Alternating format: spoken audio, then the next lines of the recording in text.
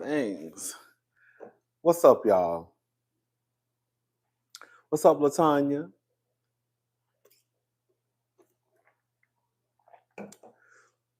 Baby, we're gonna get into just a tad bit of mess tonight. Baby, the girls is down to the YouTube. What's up, Bonnie? What's up, Naturally Angie? Girl, the girls are down to the YouTube telling each other secrets. Hey, girl, it's Mad Day. The girls are down to the YouTube telling each other's college secrets. Hey, girl, they telling their horror stories. Baby, the people are telling what happened in college, honey. You know, for a lot of us, a lot of y'all, girl, we trying to forget what happened in college, right?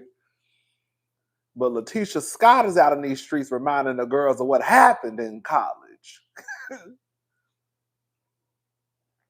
I'm gonna wait for a few more people to get in here, and then we're gonna get into the mess. Baby, we're gonna get into the mess. How y'all doing? How y'all doing? How y'all doing? What's up, Phil? What's up, Kimmy? Yes. What's up, Rob J in the city? What's up, Leah? What's up, Dee Dee? Mackenzie, what's up? Girl Bonnie, they out here telling people business. Right? Woo wee. Some of y'all gonna get mad at what I gotta say. Girl, this is just my opinion. Okay? This is just my opinion. I'm gonna wait for a few more people to get in. We're gonna get started. Okay? Girl, you already know. Come on, champagne fish. You already know I got a little glass of bubbly. Okay? I have to bring out the champagne for tonight. Okay? I have to bring out a little champagne for tonight. We can go ahead and get started. We can start out with Quad and her new man. Listen, I ain't gonna talk about Quad for too long. One of the things that I forgot to mention the other night in my review is that Quad is in talks of having a baby with her new boyfriend. And the boyfriend is someone who is already showering her with very expensive gifts.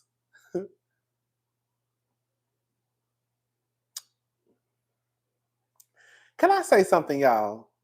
Can I say something? I like Quad. Yeah, I like Quad. I do. But y'all don't think it's strange?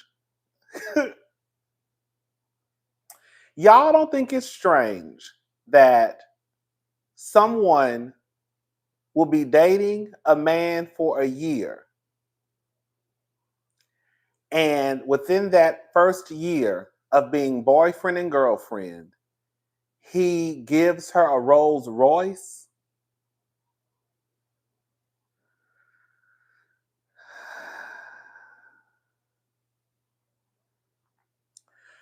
When I think of things like that, I do think you have to be very, very, very, very, very, very wealthy to do something like that within the first year of someone dating.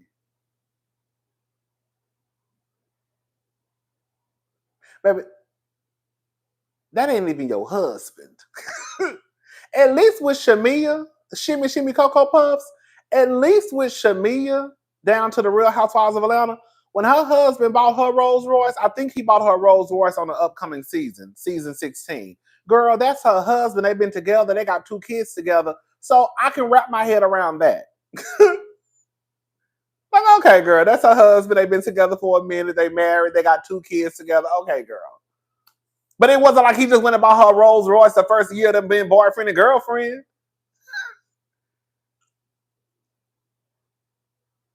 I'm just saying I'm not hating on Quad because I saw that's what some of y'all were saying. I'm not hating on Quad. I like Quad. And I'm not saying Quad as a black woman can't have nice things. I love when the black girl pump around, in luxury. I'm not mad at it if that's what you want. Every girl don't won't care about luxury and design and all of that stuff, right? But for the girls who want it and get it and got it, I'm not mad at it. But all I'm saying is it's just a lot. I'm sorry, that is a lot, y'all. And then the only thing y'all can tell me is that man owns a luxury car rental place. Girl, what that mean? Girl, what that mean? What it sounds like is he just went and got one of them cars off the lot and he gonna let her drive it around Atlanta for a little bit. Is that really her car? Is it a loaner?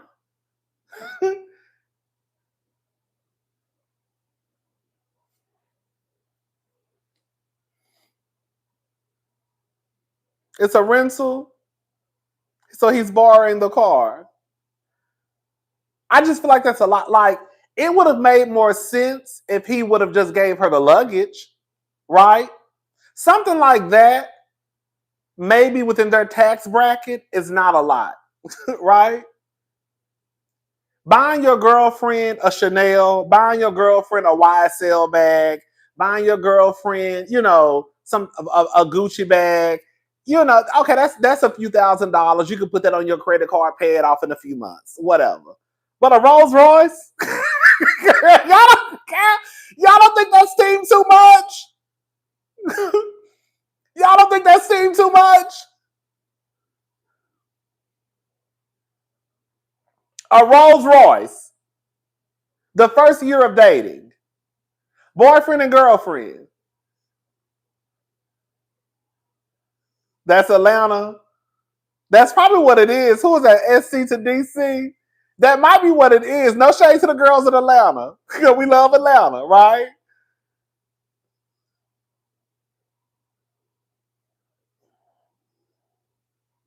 And she's already talking about having a baby with him. They're talking about IVF and everything. They didn't really talk about it that much on the show, but they showed Quad in the office talking to a doctor, and they tapped on it a little bit in the confessional. So Quad is in talks of having a baby with him. Girl, that's a lot, girl.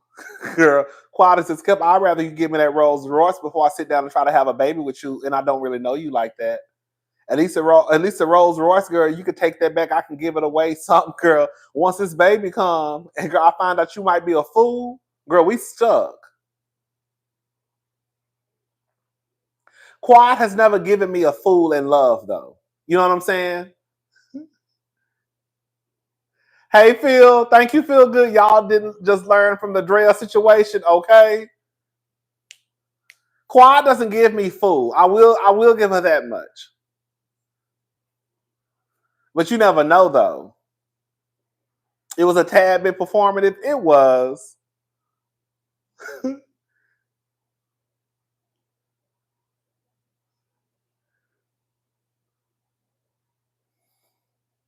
I don't know. I like I said, I like Quad, but it's a little too much. You're like, Quad, you ain't got no like. I really want to ask Quad. Let's just say that he really purchased that Rolls Royce for you, right? Let's just say he really purchased that Rolls Royce for you, girl. You don't have no questions if Quad have a baby before Sweet Tea, baby. Thank you, Lucky Charms. You really didn't think like this is a little like, okay, thank you, but this is a tad bit much. In real life, Quad probably ain't never even passed gas in front of that man. Quad ain't probably never even produced a bowel movement in front of that man. Okay? Quad probably ain't even showed her real face without her makeup on in front of that man. And he done turned around and bought her a Rolls Royce, girl, just like that. Girl, that's a rental. I'm gonna say that's a rental. That's a car he took down from that car rental place, and that's what I'm gonna say because I'm not buying it. I think he has a child. I think he does have children. I think because y'all know I'm nosy, right? We might have to do some research. Y'all do some research and come back and let me know. So y'all know I'm nosy. He just had a birthday party. I ain't gonna say he just had a birthday party, but he had a birthday party. And I was on Quad's page. And I think he has a little girl. I think he has a daughter. I think so. Yes, I saw he had a daughter. Okay. I think he has a daughter. She not like, she might be, I don't know, she look like she might be like 7, 8. She's not old, but she's not young. You know, she's not like a baby. Okay, so I think he has a daughter. Now, if he has any other children outside of that, I don't know. But the little girl was she's 8 years old? Okay, so she's 8 years old. Some of y'all said 9. She ain't older than 10. We're gonna leave it at that. But yeah, I think he has at least one child. If he has more than that, I don't know. But I was doing a little lurking. You know, I'm nosy fish. You know, I was doing a little lurking down to her Instagram page. And I was like, oh, he has a daughter.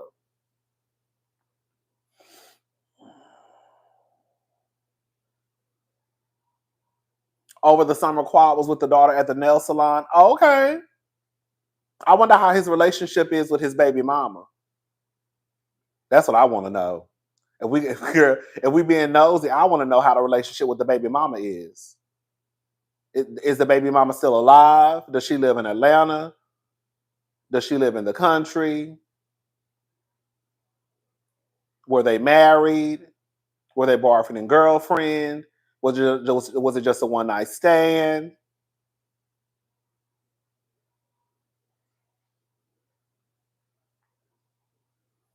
Anyways, you know, shout out to Quad. I'm not mad at Quad. Okay, Instagram. Okay, the girl's about to find out. One thing I will say, I ain't even got to do too much research because we're gonna find out in about 3 or 4 weeks, girl. If that man got something going on, then we're gonna find out the real tea. Okay, they're gonna let us know down to Instagram, and they'll let us know down to Instagram and Twitter what's going on with that man. Hello. Mm.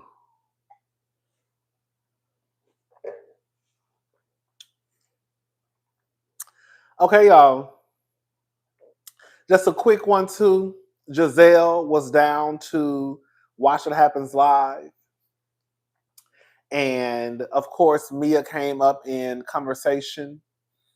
And this is what not Quad, girl, I'm reading y'all comments. This is what Jizzy had to say about Miss Mia and her relationship with Miss Mia Thornton. Okay, take a listen. Now that you've taken it all in, what's your reaction to Mia bringing up your daughter speaking boys into your house in last week's episode? So we deal with it in a couple more episodes. So I don't really want to say, but of course, she's dead to me. Okay. Now that you've taken it all in. So Jazelle said Mia is dead to her. Y'all know I don't care. Y'all know I don't care. I ain't with Jazelle on it. No, I will say this much. I'm with Jazelle. I just told a lie. I'm with Jazelle because even though Jazelle is, girl, a low down dirty dog, hello, girl, I still can understand that, girl. When it's your turn, right? You still gonna be pissed off. So I get why Jazelle is pissed off. I'm not gonna say and act like I don't, right? I get why Jazelle is pissed off. I get why Jazelle is pissed off. Because I would be pissed off too. Right? Who said that, Nicole? Nicole. I'm with Jazelle, but I'm not with Jazelle. Right? Like, I get it. I get it, but I don't get it, but I get it, but I don't get it. Like, I'm with her, but I'm not with her, but I'm with her because I understand, but I'm with her, but I ain't with her.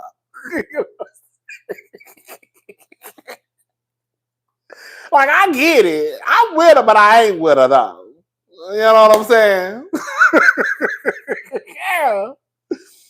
No, Mia didn't have any reason. Let me tell y'all how my mind is working with this, okay?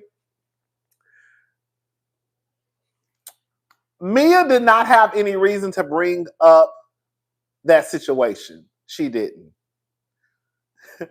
But I honestly, when you listen to Mia, I think what Mia's point was, here we go, here we go, here we go, here we go. I think Mia's point in that scenario was when she said, at least I tell my truth off and on the internet, right? You, on the other hand, you really don't tell your truth on the show. And then when you go down to the internet, you act like your life is so picture perfect with you and your children. You want to talk about what's going on with me and my listen to all right, Mills representative. You want to talk about what's going on with me and my children and how you question my parenting, right? But let's talk about how you go down to the internet acting like your life is picture perfect, but you ain't telling nobody how your little girl was sneaking some nigga in. That's what Mia's point was. It's messed up. It's messed up. She could have went another way about it, but I understood exactly what Mia was trying to say.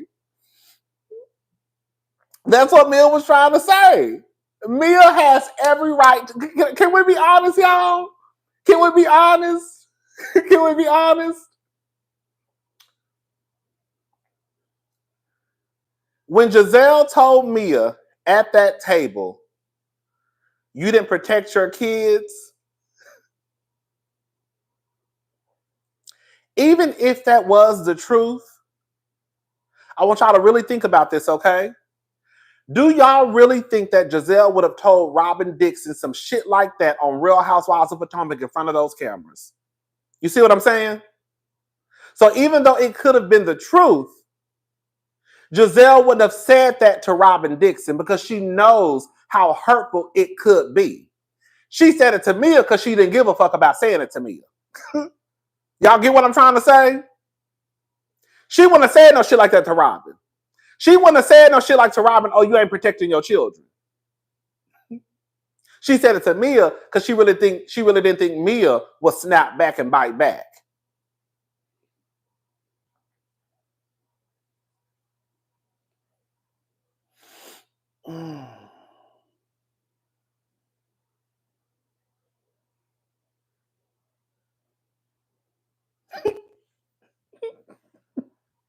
I don't give a damn what me. Can we have some? Shout out to Andrew Gabor. Can we have some real talk? Because some of y'all be forgetting. This is what I'm gonna say, and I do not. Girl, listen, I do not want to go back to season 5.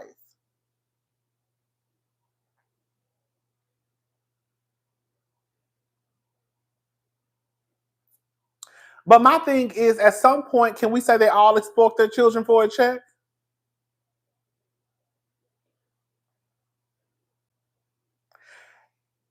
Can we say that at some degree they probably all have exploited their children, their families for a check?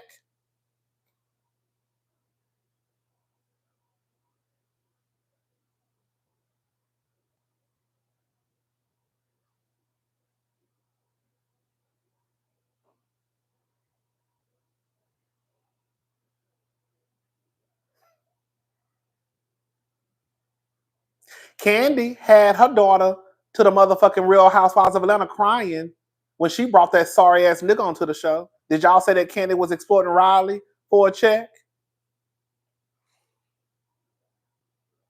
Riley couldn't even film. Did y'all say that Candy was exploiting Riley for a check?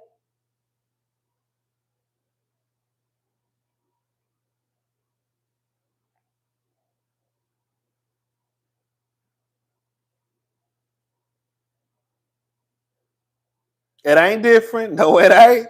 If y'all gonna say they're exporting the children, they're exporting the children. Because they all doing it. They all doing it. They all bringing their kids into this fuck shit. Girl, they all bringing their kids into this fuck shit. Okay. They all bringing their kids into this circus. They all do the same thing. So y'all want to sit here and say that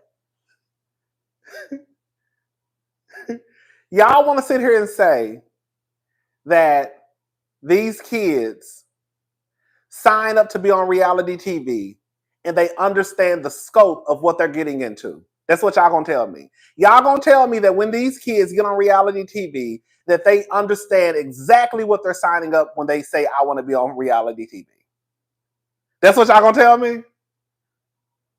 That they actually sat down and made a conscious decision of what they were signing up for in front of these fucking cameras.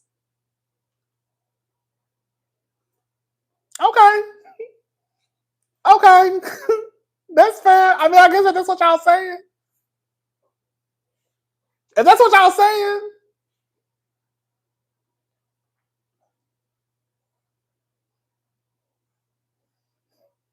Because the grown-ups don't even understand what the fuck they signing up for. So y'all not gonna get me to believe that these kids know what they signing up for. But I understand. Riley was right. That makes it even worse. Because Riley is a teenager on TV crying about her goddamn sorry ass daddy. Because Candy want to make Block a part of the storyline, knowing damn well Riley wasn't even in contact with that man. Why would you bring this man on this TV show knowing damn well he ain't got no contact with Riley? But y'all not going to say that Candy was exploiting Riley, though. Y'all not going to say that. Y'all not going to say that Candy, when she knew that Riley didn't have no goddamn contact with that nigga, she still brought him down to that show anyways.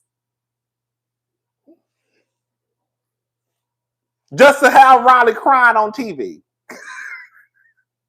But y'all not gonna say Candy exploited Riley. I'm just saying.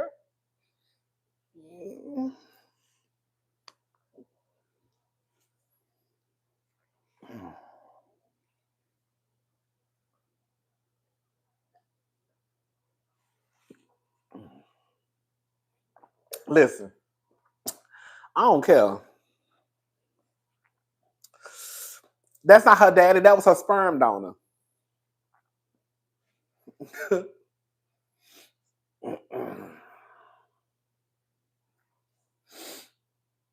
Listen, it is what it is. You know, if Jazelle want to be mad at Mia, if Mia want to be mad at Jazelle, I don't care, girl.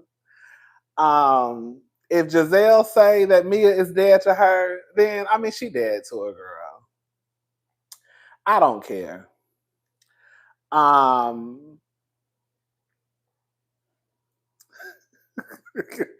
The chat is moving a lot, girl.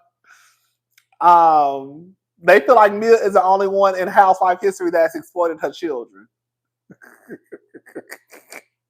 Mia is the only one in housewife history that has exploited her children. I can guarantee girl. Y'all really don't want me to go, girl. This is why I need the Patreon, because I really could say some shit that'll really get the internet shaking. But I'm gonna shut up though.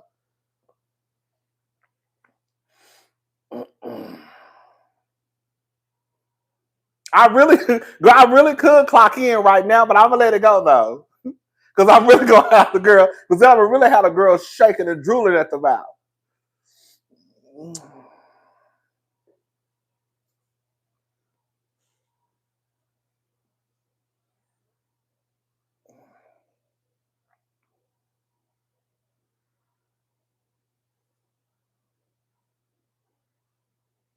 You want me to? I'm gonna say it.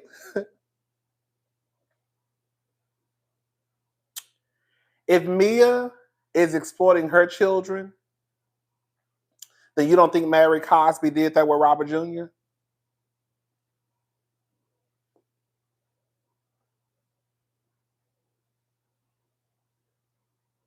If we're gonna be honest.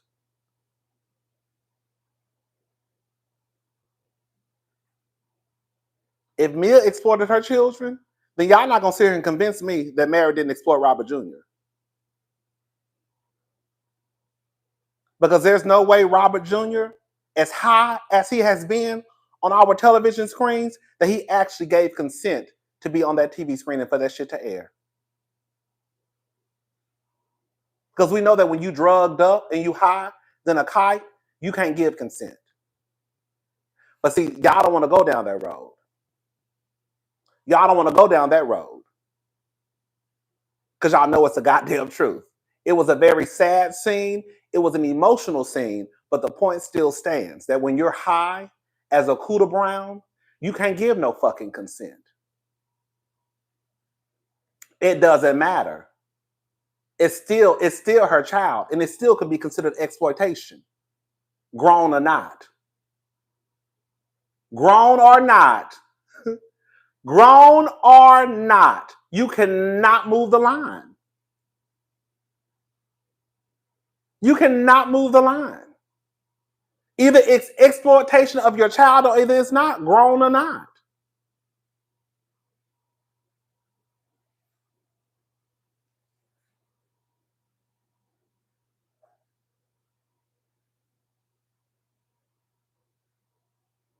How y'all gonna sit here and say to my face that somebody who is high, and y'all know that he is high.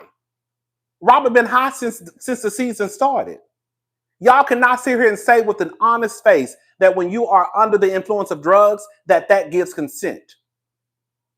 So did he really give consent to be on TV and tell people that he's on cocaine, fentanyl, and other shit and acid?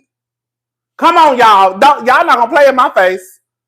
Y'all not gonna play in my face. Thank you, Bonnie. Mia is exploiting her kids. She's making her children collateral damage as a result of her whole-like tendencies, and she's not choosing to protect them and doesn't seem to care about the fallout. Thank you.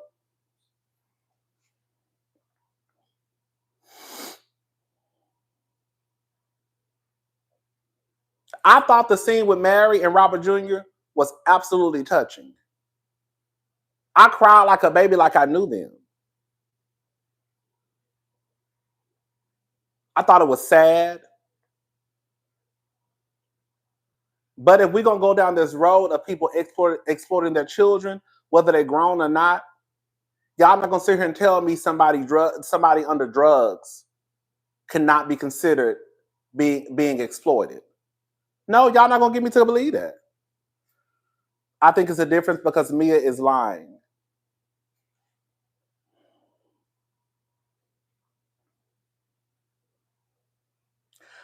Thank you, Kat. Why Mia more responsible than the daddy? I've been saying that from the get-go. Like I said, if Mia ain't shit, G ain't shit. If G ain't shit, Mia ain't shit.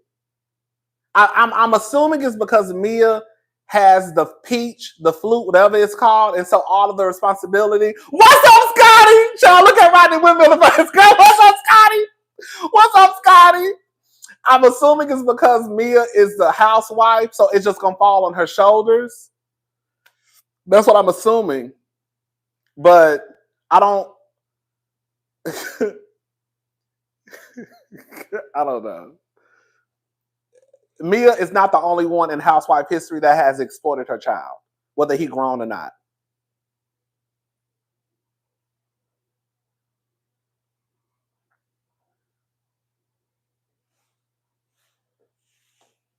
Where's my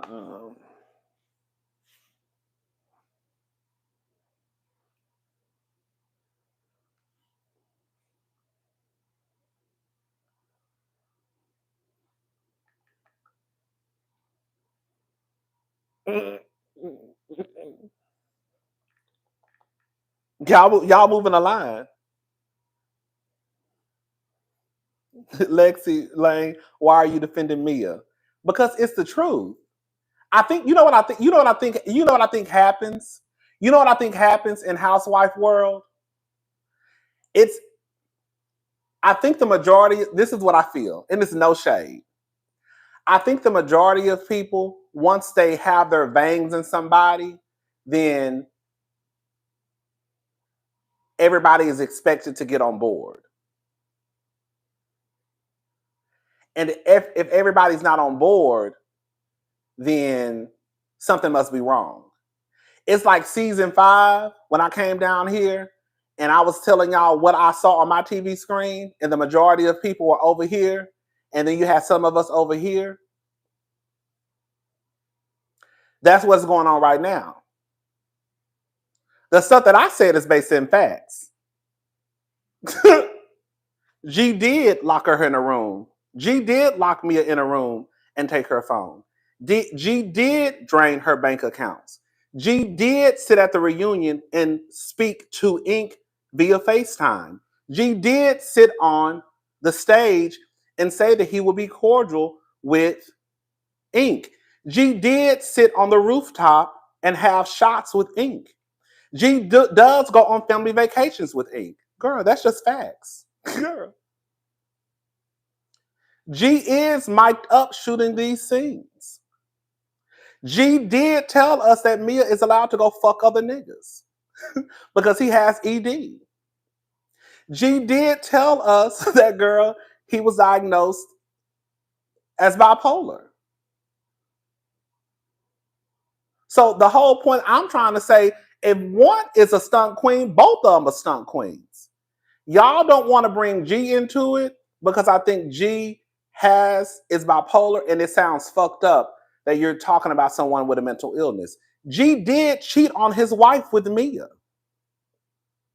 G was at the strip club handing Mia stacks of thousands of dollars just for conversation.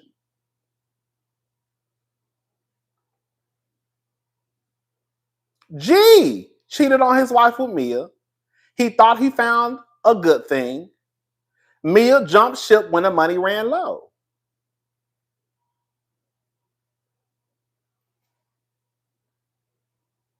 G is the one who told us Mia had an abortion. G is the one who went down to TMZ and did an interview. G is the one who called Eddie and Chris and was telling their business. You see what I'm saying? I just named all facts. So when the people try and act like, why are you saying this? Because, girl, it's based in fact. Girl. You're like, why we? Am I playing? You're like, so that's exactly why G gets some of the smoke. It would be different if G ain't did the shit. I'm saying if Mia is a stunt queen, G is a stunt queen. Girl. Y'all just saying Mia is a stunt queen, we love G. No, if Mia is a stunt queen, G is a stunt queen. That's my point. Girl, hello? Hold on. Where's my phone, y'all? Oh, here it goes. Sorry. I'm just keeping it fair. They both trifling. That's my whole point. They're both trifling. I don't care how you slice it and dice it. Both of them trifling as hell.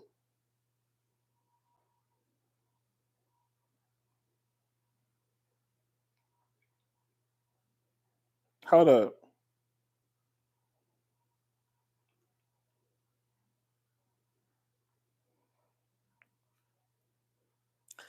Great.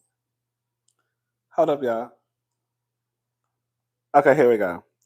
Not a fan of Jizzy. Thank you, Covey. But Mia has been a gutter snipe. Never been a fan. Never been a fan. She has never been Housewives material. Only Zeus fans F with her.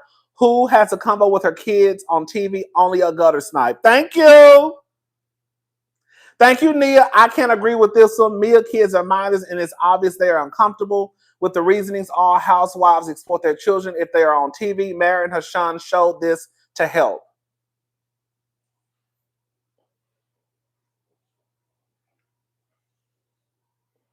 Thank you. Okay, y'all.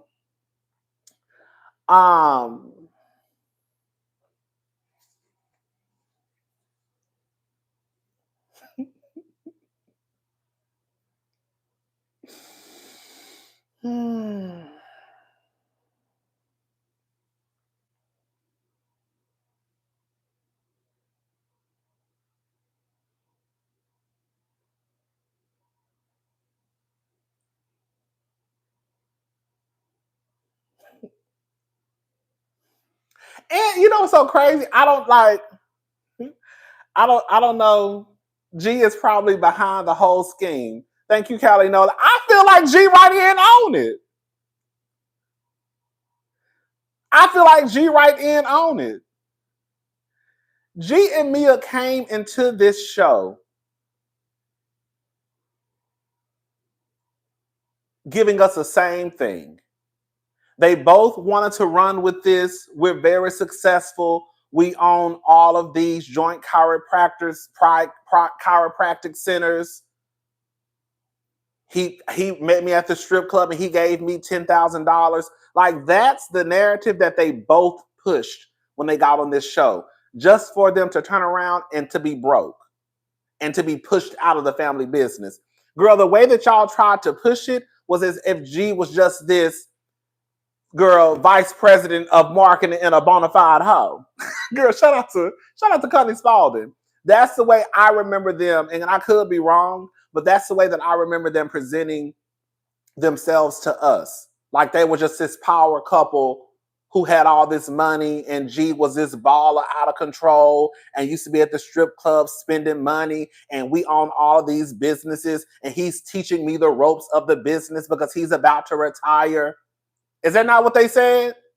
So my whole thing is, girl, they came into this motherfucker scamming and lying. They're going to go out scamming and lying. Period. And I'm putting it on both of them. I'm just not going to drag Mia. Y'all just dragging Mia because y'all don't want to say nothing about G. I'm dragging Mia and I'm dragging G because Mia been a gutter snipe. She been hood and she been ghetto fish this whole time. And y'all loved it. Not y'all, but y'all. Not y'all, but y'all. Y'all loved it because y'all didn't like Dr. Wendy. Let's really get into it. That's why Jazelle pissed off now because Mia done came up and she sent a peach. Girl, she in the middle of the promo shoot. Y'all were okay with the lies at first. It didn't bother nobody because y'all didn't like Dr. Wendy. And now Mia is the same bitch she was season 6.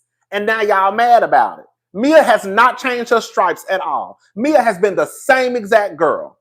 The same exact girl. The same exact girl since the first time she stepped foot on the motherfucking scene. And y'all were okay with it. And now all of a sudden it's team too much. Girl, it's been team too much. It was too much when she tried to fight Wendy in Miami.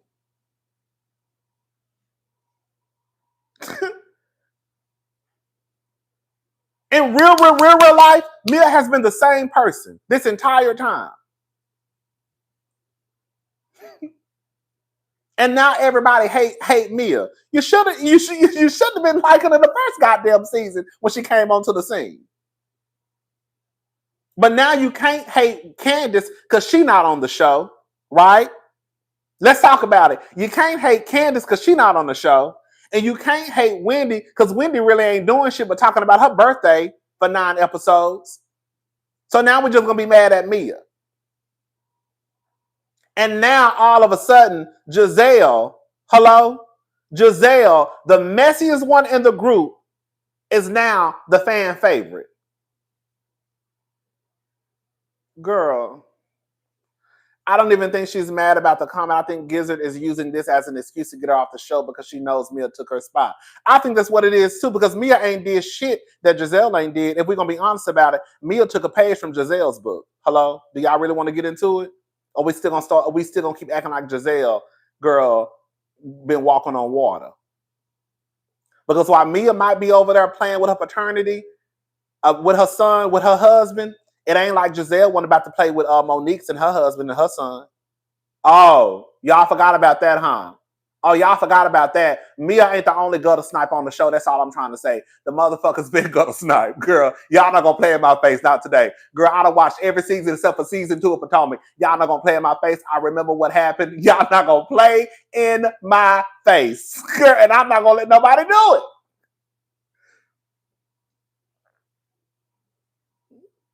Girl, if Mia want to play with G when it comes to Jeremiah, let her. Y'all should really be more pissed off that Jazelle was trying to bring on a goddamn rumor to create a storyline about Monique's son But now Gizelle is just, oh, we love Gizelle. Gizelle is the best. Oh my God, this is season 1 Gizelle. We love Gizelle. Gizelle was just accusing Candace's husband of sexual assault, girl, 2 seasons ago. Hello? Did we forget about that? Oh, okay, but Mia is the only one who take it low to the flow. Girl, please.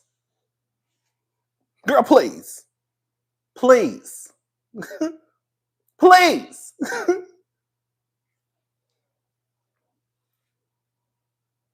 That's my point, girl.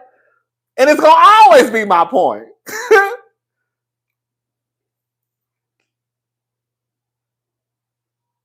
That's a lie. That's a lie and a lie, girl. What Rock say? A lie don't care who tell it. That is a bold-faced lie.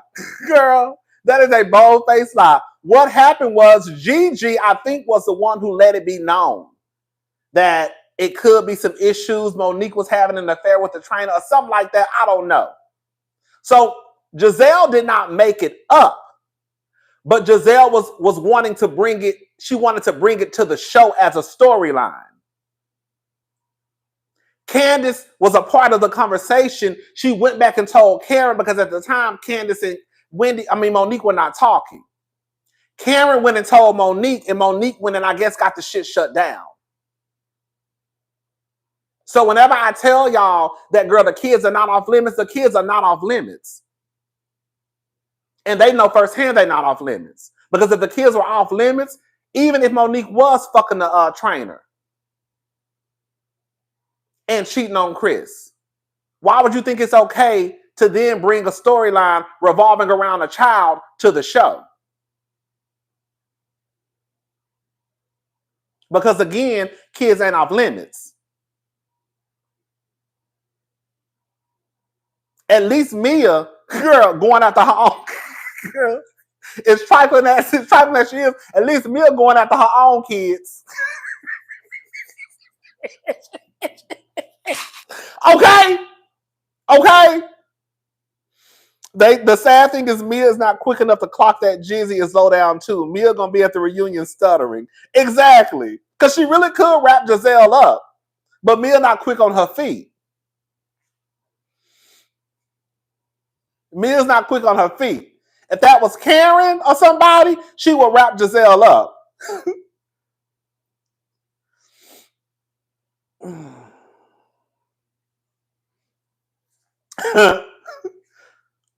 I'm just saying, y'all, we have to be fair, y'all. Because let me tell y'all something. Let me be very clear with everybody on here. I don't give a fuck about none of them. My girl is Kenya Moore. I'm Team Twirl. Girl, so let's be very clear. Girl, even with me defending Mia, girl, I'm Team Twirl. Kenya, my girl. That's the only bitch I'll probably go down windmilling for. Okay? Everybody else? Okay? Girl, I'm Team Twirl and Team Wendy. But definitely Team Twirl. So don't you ever forget it. Okay? Okay? Don't ever forget it, baby. Because, girl,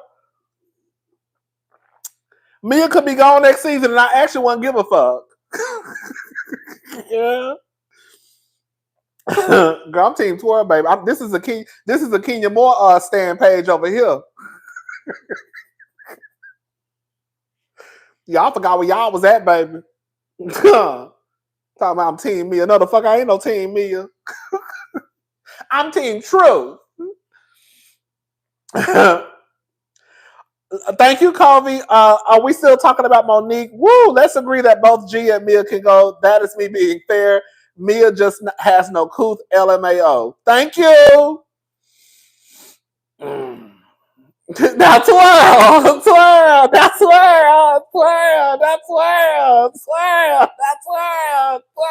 I'm going with the win, fabulous.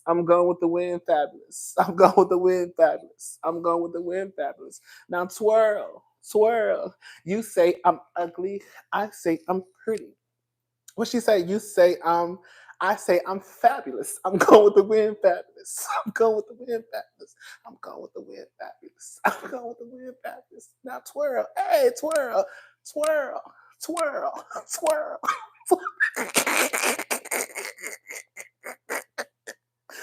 Oh, girl, I'm not even drunk, y'all. Girl, I'm not even drunk. Girl, this is a natural high, okay? Anyways, girl, fuck Mia, fuck G, fuck Gizelle, okay? I don't give a damn about none of them.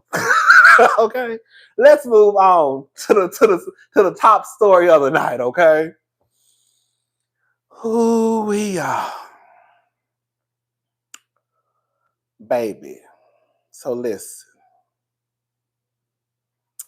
Girl, I gotta refresh this glass for this one, baby. Hold up, baby. Because this is about to get real messy. This is about to get real messy, okay? Baby. Ooh, wee. Ooh, wee.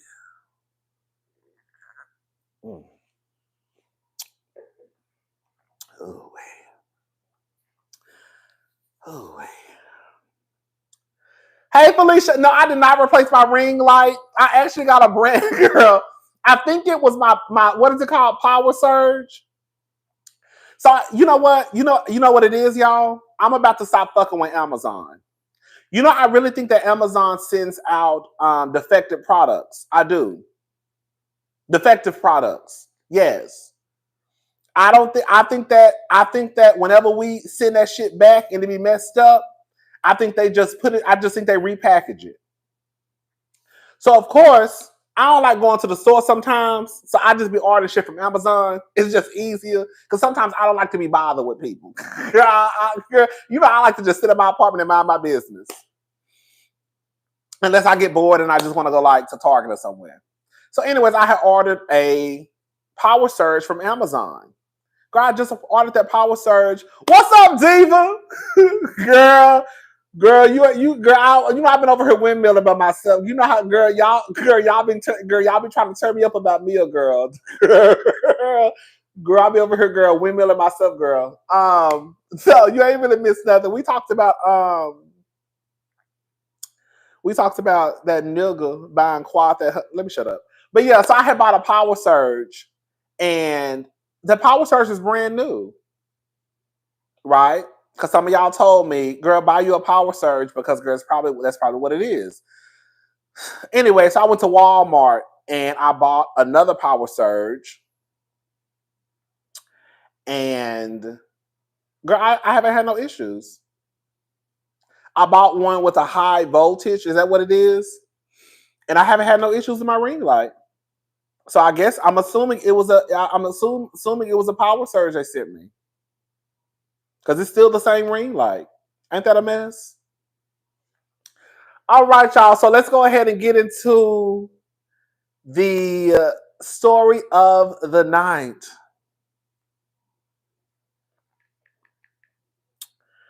So last night, that's a lie. Not even last night. This morning, I was about to go to sleep. Y'all know I'm a night owl. So it was around 5:30 this morning. And I'm still up, girl, like a crackhead, right? So I'm up, about to go to sleep. And I just hopped on Instagram just to do one last scroll. And the first thing that popped up was, shout out to Bondi Blue. This is why I first saw it at. Bondi Blue had reposted a clip from Carlos King's show that a fan page of Mel posted. So I initially got the information from Bondi Blue. And girl, we're gonna listen to. I went and listened to a longer clip. We're gonna listen to this clip. LaTisha Scott. LaTisha Scott, who is a cast member of Love and Marriage Huntsville. She was down to Carlos is King YouTube page, and she said that in college, Martel liked boys.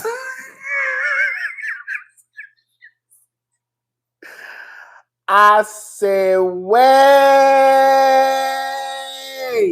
Yeah, I said, wait a minute. You know, you make me want to put my hands up and, hey, throw my hands back and, hey, throw my hands back and, come on now. Don't forget to say you will. Hey, I said, girl, where? Girl, I said, hold up. I was like, bitch. I said, what she just say? I said, what she said? I said, what she just said? I was like, what she just said? Bitch, I'm looking at my phone like this, bitch. I'm looking at my phone like, bitch, what this bitch just say? I said, hold on. So I had to rewind it. And so we're going to listen to it. Because Tisha said that Martel like boys in college. Now, some of y'all not going to like what I have to say. Okay? Like, y'all not going to like what I have to say about Mia. And I'm okay with that. Okay? I'm okay because I feel like my shit is rooted in facts. So we about to listen to this clip of Tisha. Yes. Tisha said that Martel like boys in college. I said, whoa.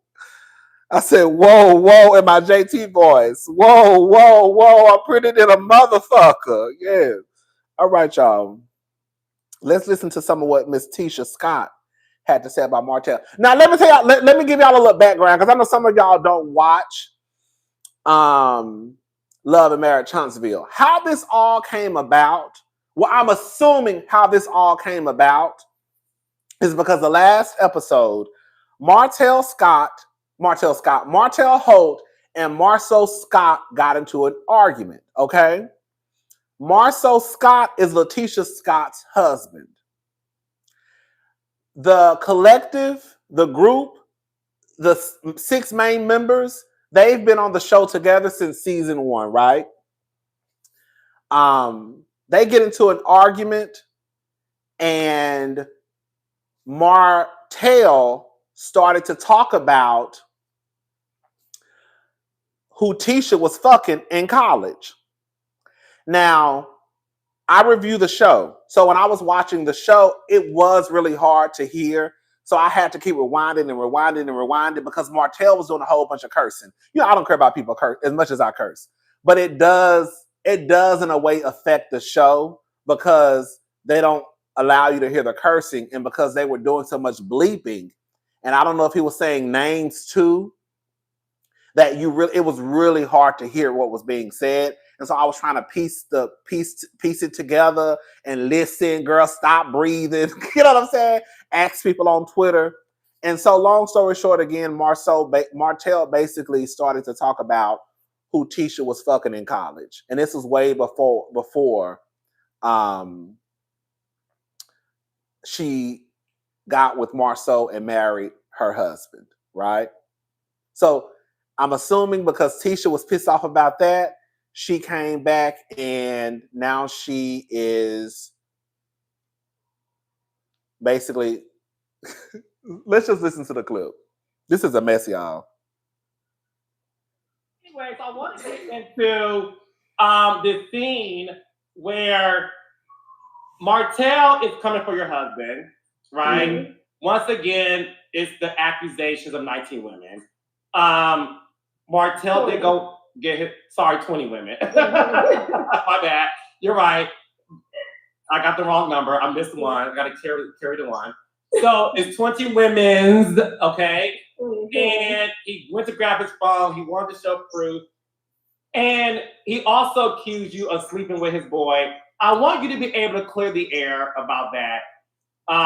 Because he said that you slept with one of his homeboy, and he made it seem like it happened while you were married.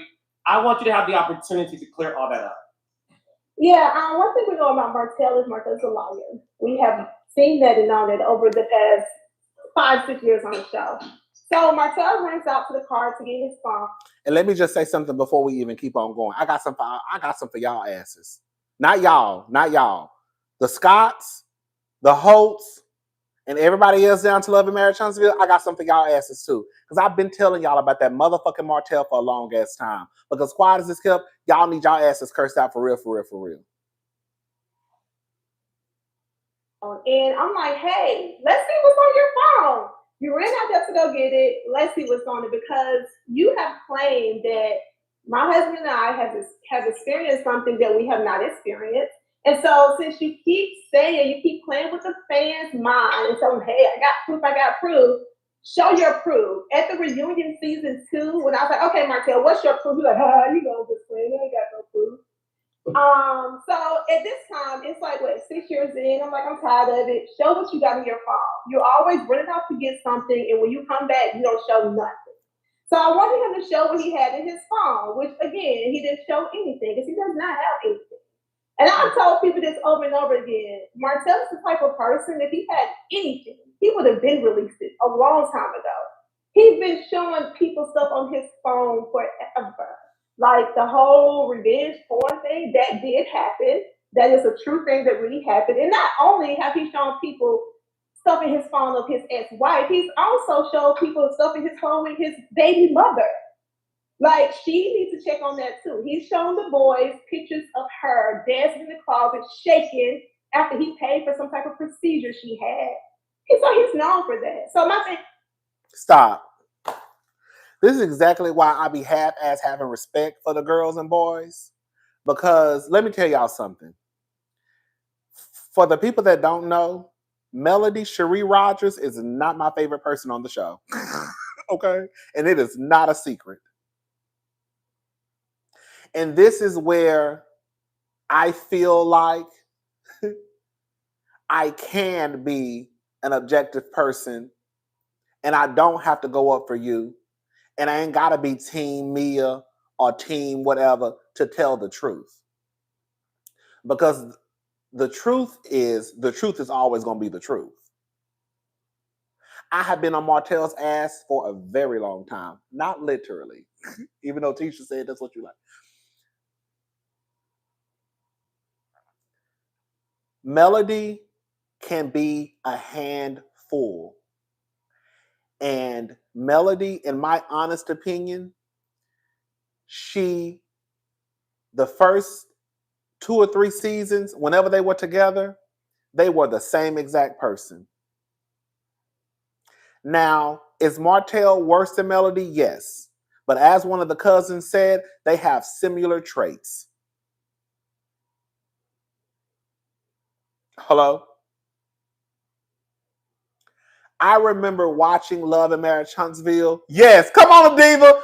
Erica De Niro TV used to call them the petties. I think that if y'all got out of Melody being this pretty girl in the face of the show, y'all really would have seen Melody for her works.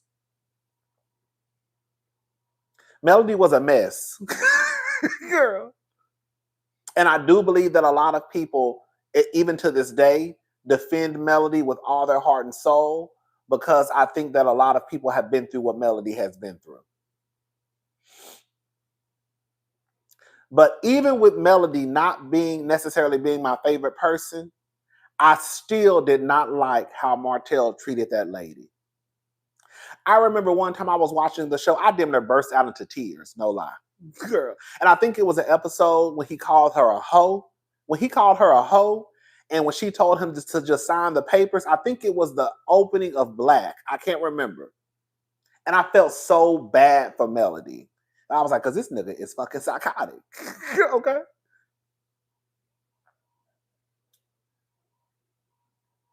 I have been saying for years that Melody, these people are not your friends. Even when Melody came out, I think it was this season or last season, and she said they're going to have to choose a side. Remember she said that? And I said, girl, they already chose a side. They don't like you. They like Martell.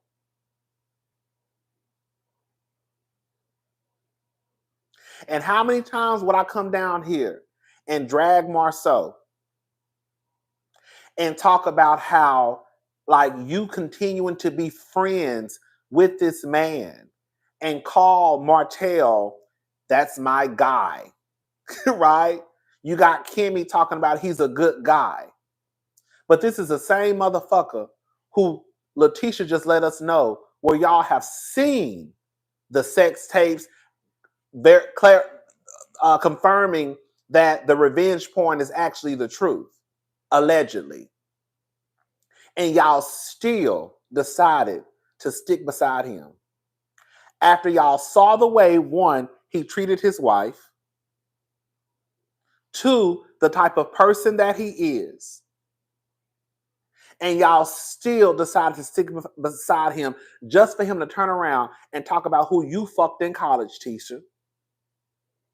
To sit there and tell Marceau he's ugly in the bottom of the barrel.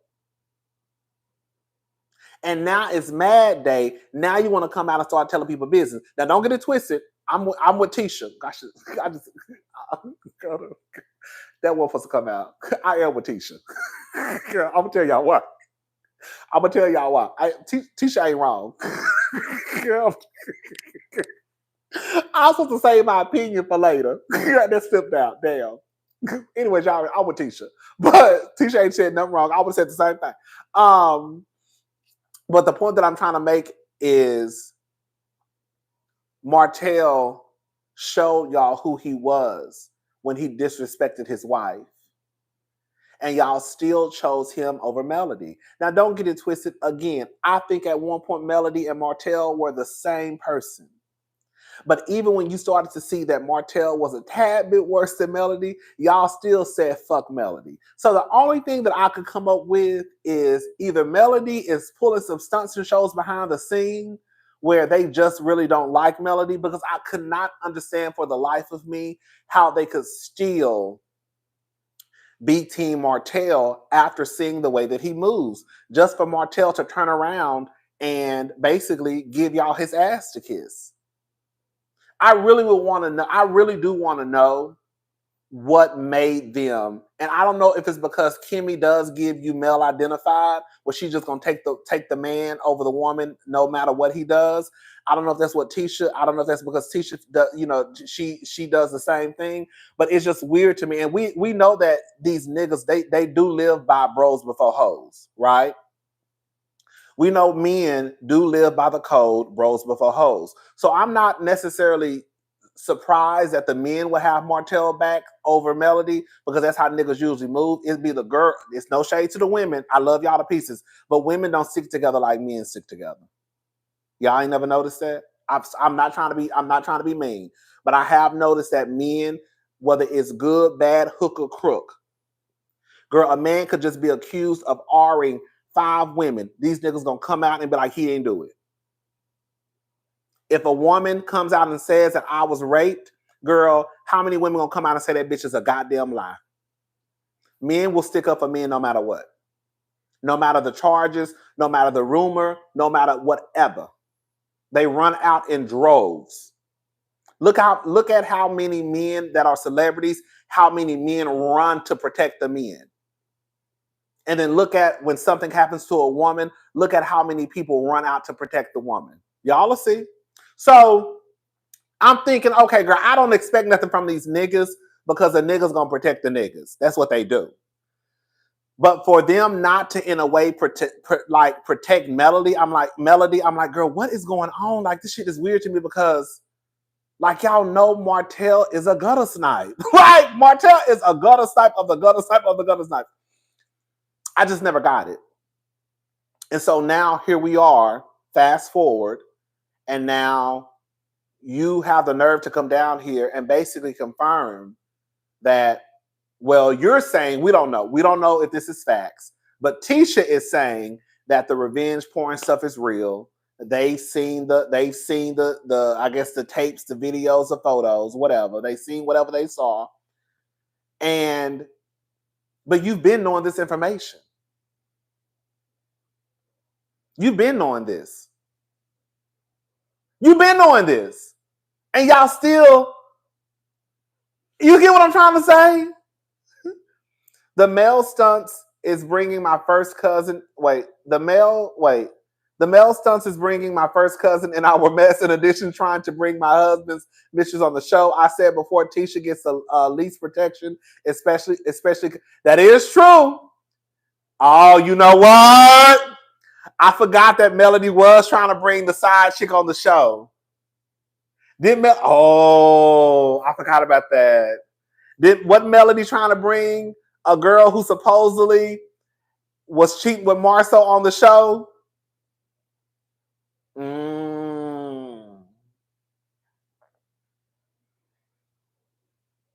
Oh, girl, I just gave a whole Martin Luther King speech, but she ain't got to take Martel's side either. There we go. Come on, she ain't got to take Martel's side. She just shouldn't be fucking with Melody.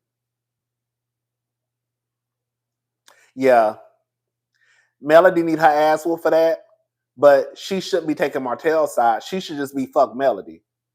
Fuck Melody, girl. You fuck Melody and fuck Martel. But because she was mad at Melody, she took Martel's side when she shouldn't have been taking Martel's side.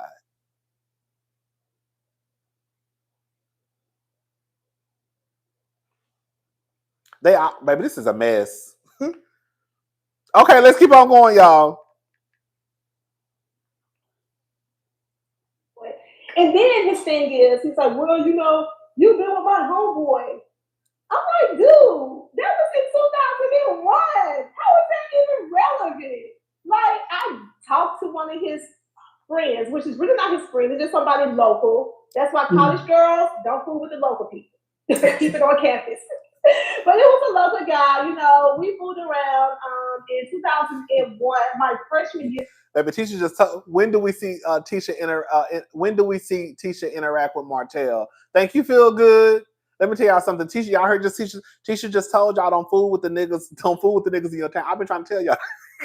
Let me give y'all a little hoe in 101 for the girls who don't know how to hoe.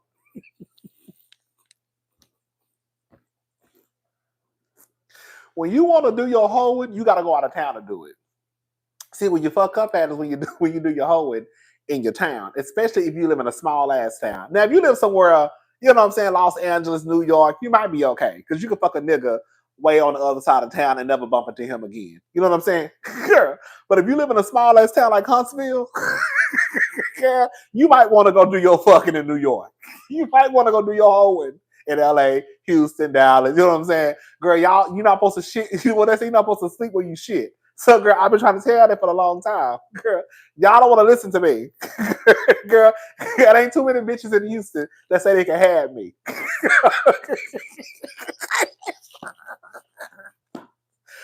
Ow!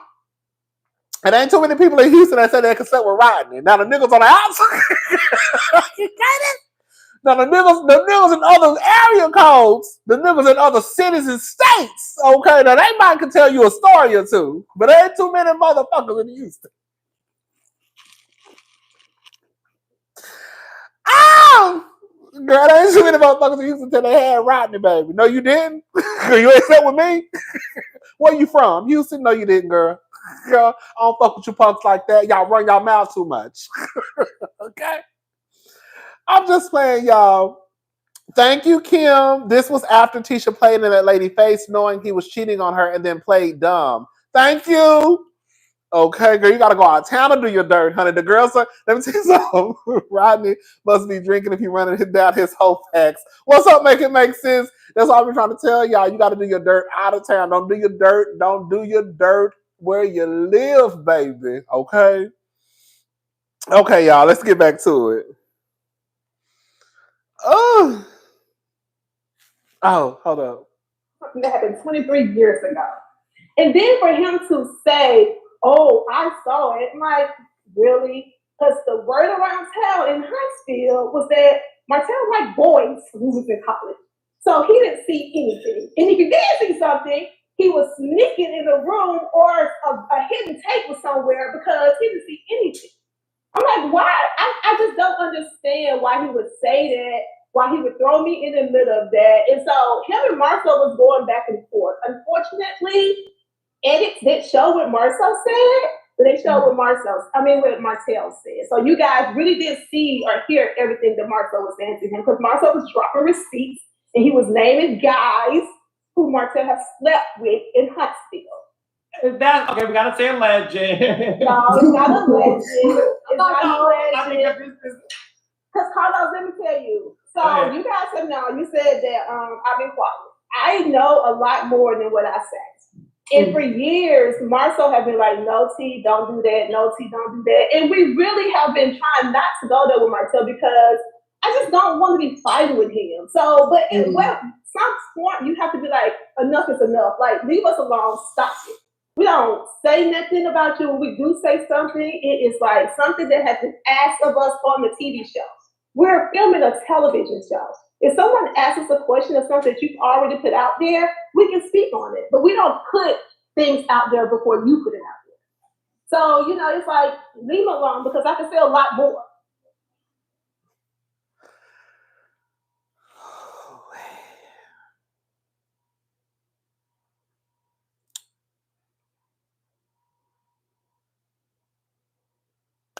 Before we get started, I do not want the LGBTQ community to be pissed off at me. I don't want the LGBTQ community allies to be pissed off at me. This is just my opinion. This is messy. Right? This is messy.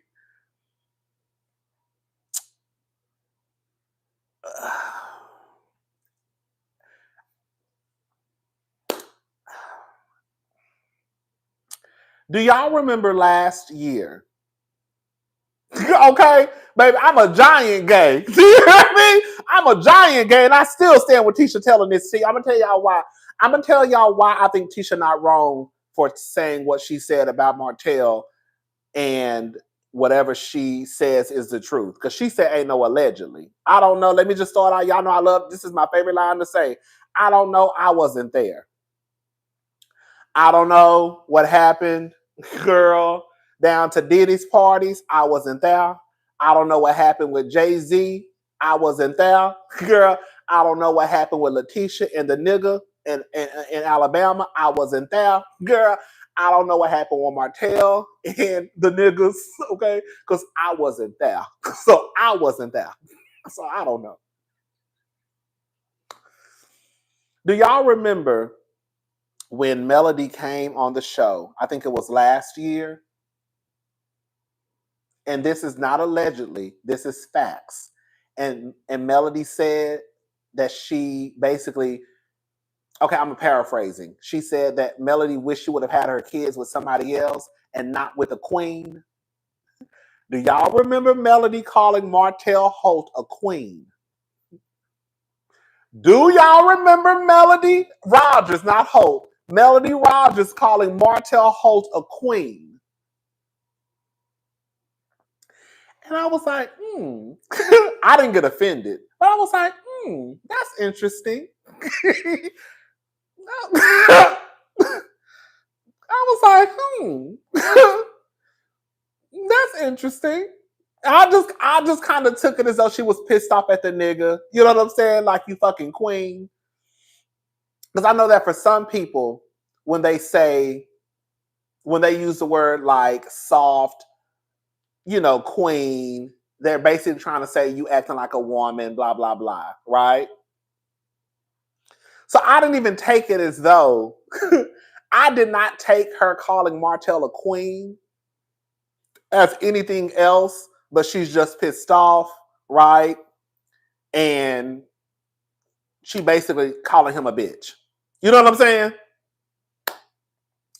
But now, listening to Tisha tell us that when Martell was in college, he liked boys.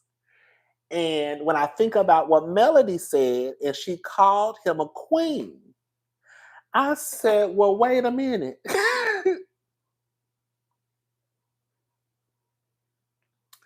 I say, wait a minute.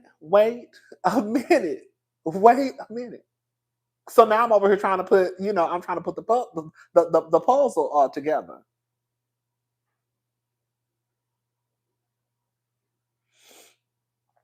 I'm not mad at Tisha for outing Martell, because the fact of the matter is, Martell, you wanted to talk about who Tisha was fucking in college. So Tisha said, I'm going to talk about who you was fucking in college. You want to talk about the niggas who was crawling between my legs? I'm going to talk about the niggas who was crawling between your legs. You want to talk about the niggas who I was doing it with? I'm going to talk about the niggas you was doing it with. I think it's fair game. I'm sorry. I think it's fair game. If you want to bring up my whole card, I'm going to bring up yours too.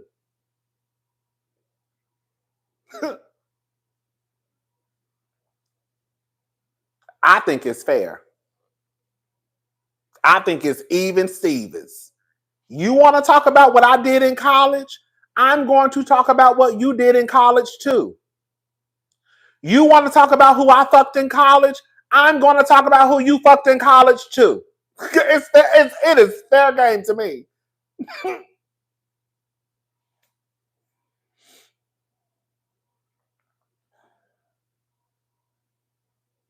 And now this is where it gets a little messy, right? Because we do live in a homophobic society. So Tisha pulling this stunt with Martell, it is going to cause more of a scene, because one, Martell is someone who says he's straight. An eye for an eye, a dick for a dick. I know that's right. Okay. An eye for an eye, a dick for a dick. We going toe to toe, nigga. Okay.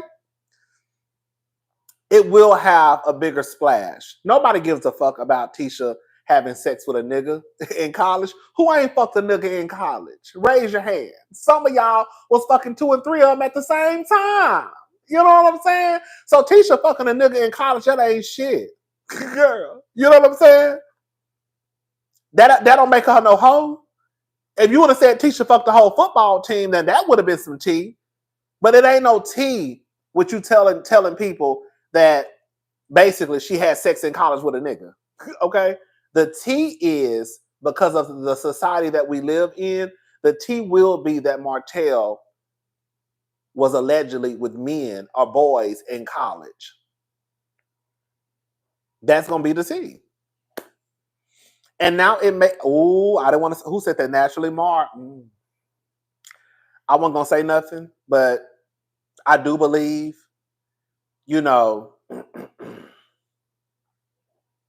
I'm just going to say this. I would not be surprised if this is true, what Tisha said, based off of how Martell moves. Based off of the way that they say Martell treats, I'll just say his children, based off of the issue that he has with Melody's brother. Y'all know Melody's brother is a gay. Girl, what's a gay? Girl, I said Melody's brother is a gay. Girl, he's a gay. Come on, and his homophobic, girl. Come on, we're going to talk about it. He's a gay. But Melody's brother is gay. And it just would not surprise me if this is true. Because usually those men who are very, you right? I don't want you, hanging around nobody, gay. They think that touching somebody can make you gay. Even though we know that's a bold-faced lie. So I would not be surprised if this is true. I would not be surprised. But no, I'm not mad at Tisha.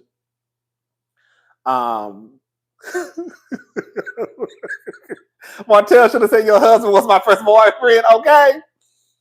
I wouldn't be. Come on. They don't want gay men around so they don't get clocked. Come on. That's the real tea. That's the real tea.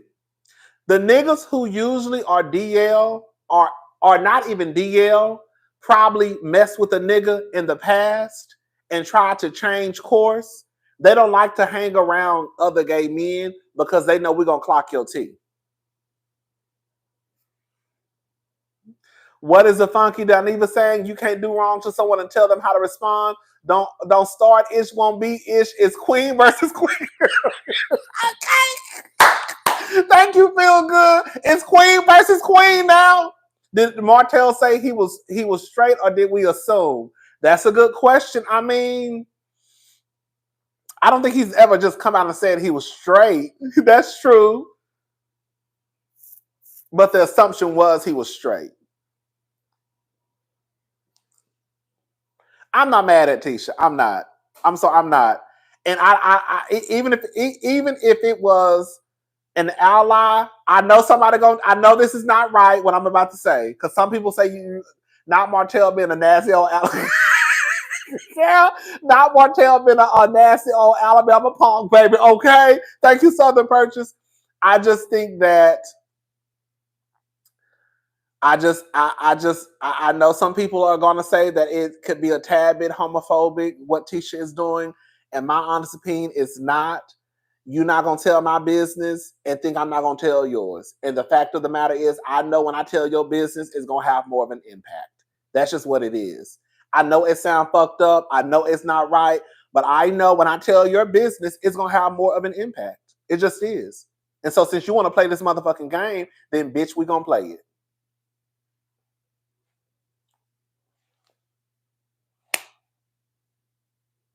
And may the best girl, what RuPaul drag race say? What RuPaul say? And may the best woman win.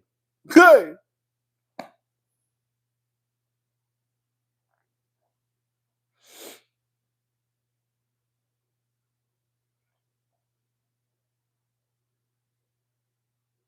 I don't know if it's true or not.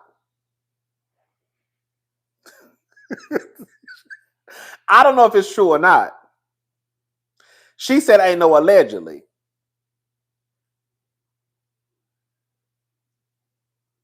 I will say,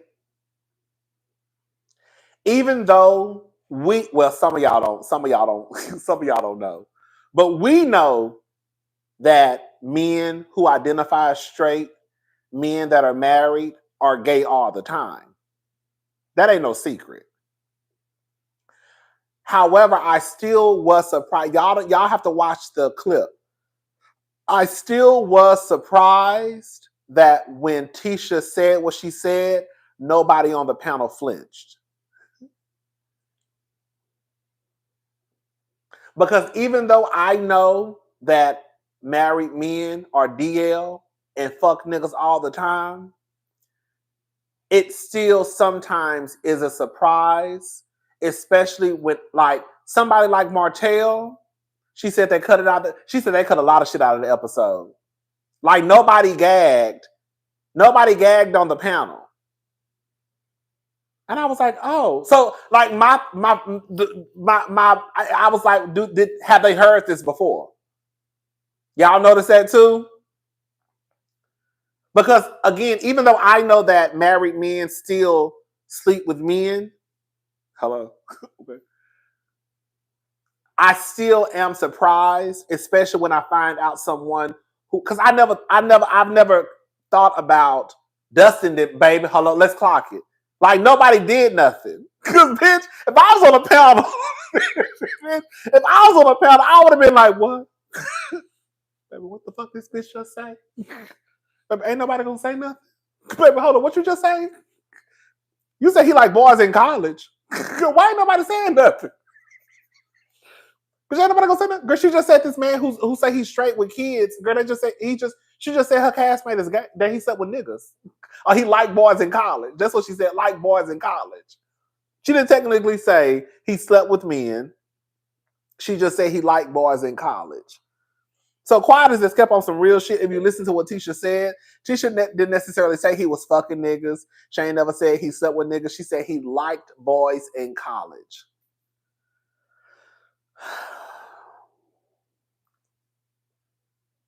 And all Carlos said was, let's say allegedly. Girl, that's all y'all gonna say?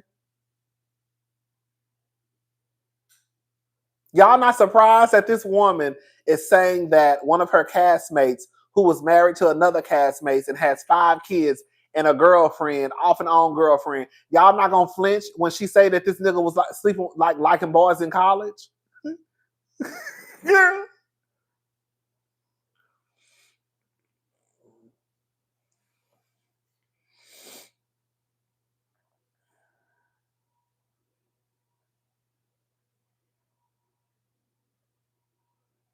And I've heard people say on the internet that Ariane has also.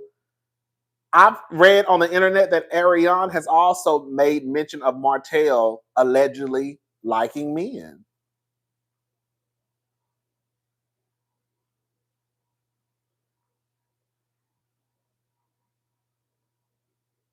She, you know what? Tisha did say that Marceau named the boys. You know what? I just thought about it. I forgot. I'm glad y'all just said that. I'm reading the comments. Tisha did say that Marceau started naming the boys that Martel slept with. So they did say he slept with boys. Marceau started naming the boys that he slept with. And they cut all of that shit out. Girl, cut it out. Why? See, I don't like shit like that. I'm sorry. It might be me being messy. Okay. But my whole thing is if y'all are gonna keep in that Martel can say who Tisha fucked in college, then y'all should keep in who they say Martel fucked in college. Don't let them pull my motherfucking whole card if y'all ain't gonna pull his either. You know what I'm saying?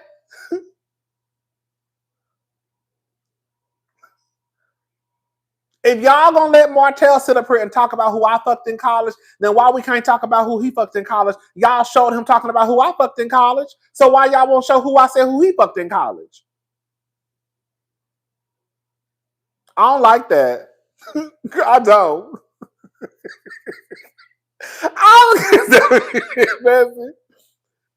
If you gonna talk about who I slept with and y'all are gonna air it on the show, because can we just have a real honest conversation? Can we have some real talk? Shout out to Andrew Gabor. Can we have some real talk? Even though we know most people are not virgins when they get married. Y'all know how the girls like to act. They ain't never fucked a nigga before they husband. Nobody wants to sit in front of their husband or wife and have conversations in front of a group about who they fucked in college. Nobody wants to do it. Girl. Nobody wants to do it. Nobody wants to talk about who they fucked in college in front of a group setting on TV in front of their goddamn husband. You understand? So for them to still choose to air Martel talking about who this married woman with kids was fucking in college, but then not air who Martel was fucking in college, I think it's fucked up. If y'all gonna show her business, show his too. If y'all are gonna show him talking about who this married woman with 4 kids, 3 kids fucked in college, and y'all will still air it, then y'all need to do the same thing when they talk about who he fucked in college. Or don't air any of it. Just scrape the whole goddamn scene. If you're not gonna air both sides, don't air any of it. Take all the shit out. That's all I'm saying. Be fair. Be fair. Be fair. Either show it all or don't show any of it.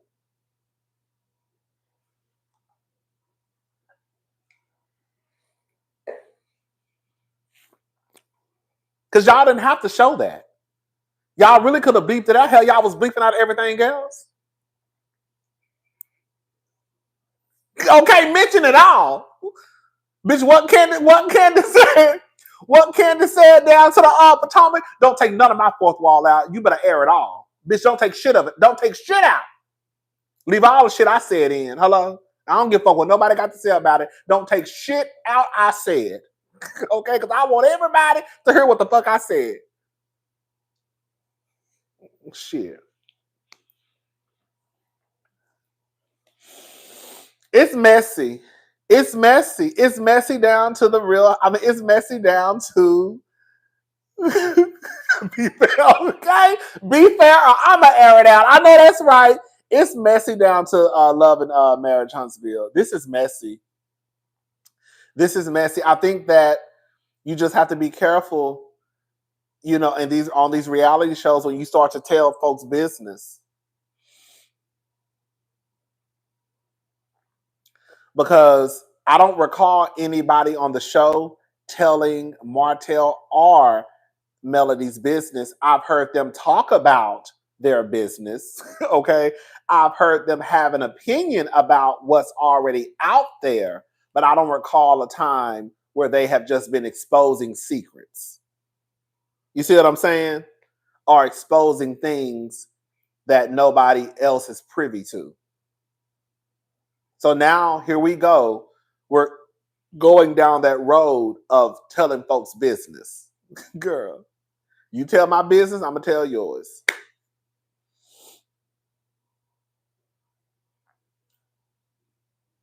It's below the gutter at this point, baby. And so that let me ask y'all a question. You know what? So let me ask y'all a question. Let me ask y'all a question. Where do you draw the line?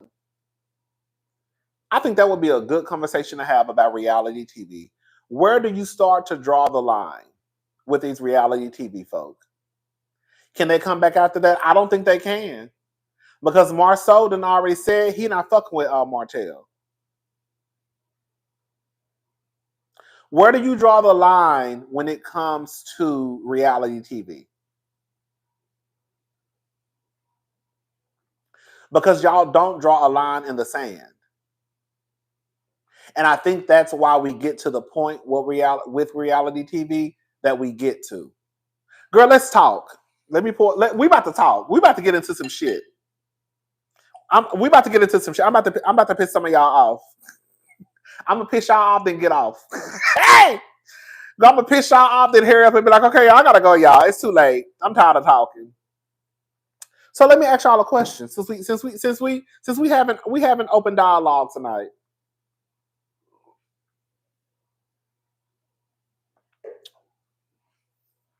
Where do you draw the line when it comes to reality TV? So you have Martel, who can talk about who Tisha had sex with in college, and they show it. But when they talk about who Martel fucked in college, allegedly, right? And the reason why I'm saying allegedly is because Martel has not confirmed or denied. Tisha confirmed that what Martel said was true. So that's why I'm saying allegedly, okay? But then they don't show, so they show what happened in the conversation revolving around Tisha, but then you don't show what happened in the conversation revolving Martel. You think it's fair game to put Tisha out there and let it be known who she was fucking before her husband, but you don't think it's fair game to put out who Martel was fucking. You see what I'm saying? That's where the line starts moving. That can appear like you want to protect one person's image, but not the other. Come on, baby. Come on. I just said it. Protect the man's image. Come on. You're not concerned about Tisha and her image as a mother, as a wife, right? Because again, regardless of how you want to slice it and dice it, most people don't want to talk about who they fucked before their husband in front of a group of people on TV. So you'll say that, right? But then you won't air what they said to Martel. I think that's fucked up. You see what I'm saying?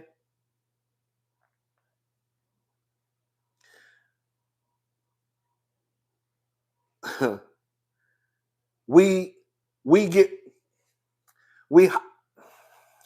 holler and scream about revenge porn when it comes to Kenya and what she did, but the people say that girl down to New Jersey, they was passing around somebody's sex tape season 1, season 2. Danielle, is that who it was? Y'all correct me because I didn't watch New Jersey.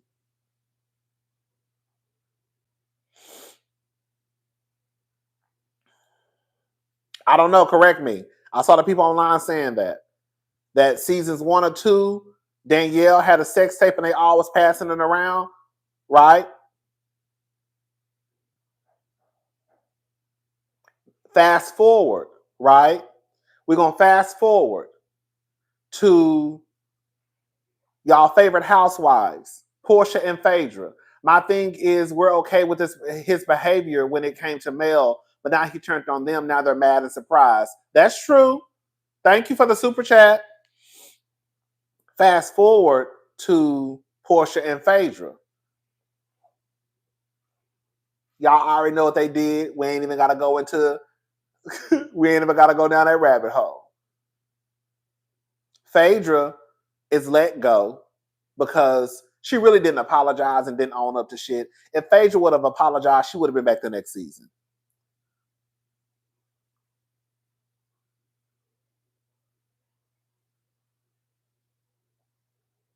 Kenya does what she does, which is fucked up and gutter snipe.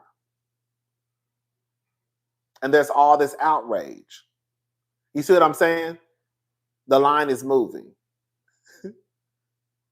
Phaedra comes back. Phaedra done got all the jobs, Married to Medicine, Traders, Dancing with the Stars, Real Housewives of Atlanta. Girl, nothing is. Same reason why we don't know nothing about Garcelle's real life on RHOBH. Producers are in bed with certain cast members. Thank you.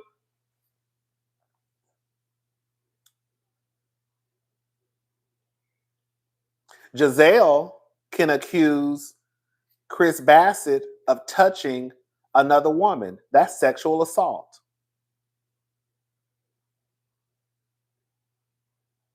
She can also try to insinuate that he was out of line with her in a dressing room. He made me feel uncomfortable. Jazelle comes back this season, and girl, she's a favorite. She's America's favorite housewife.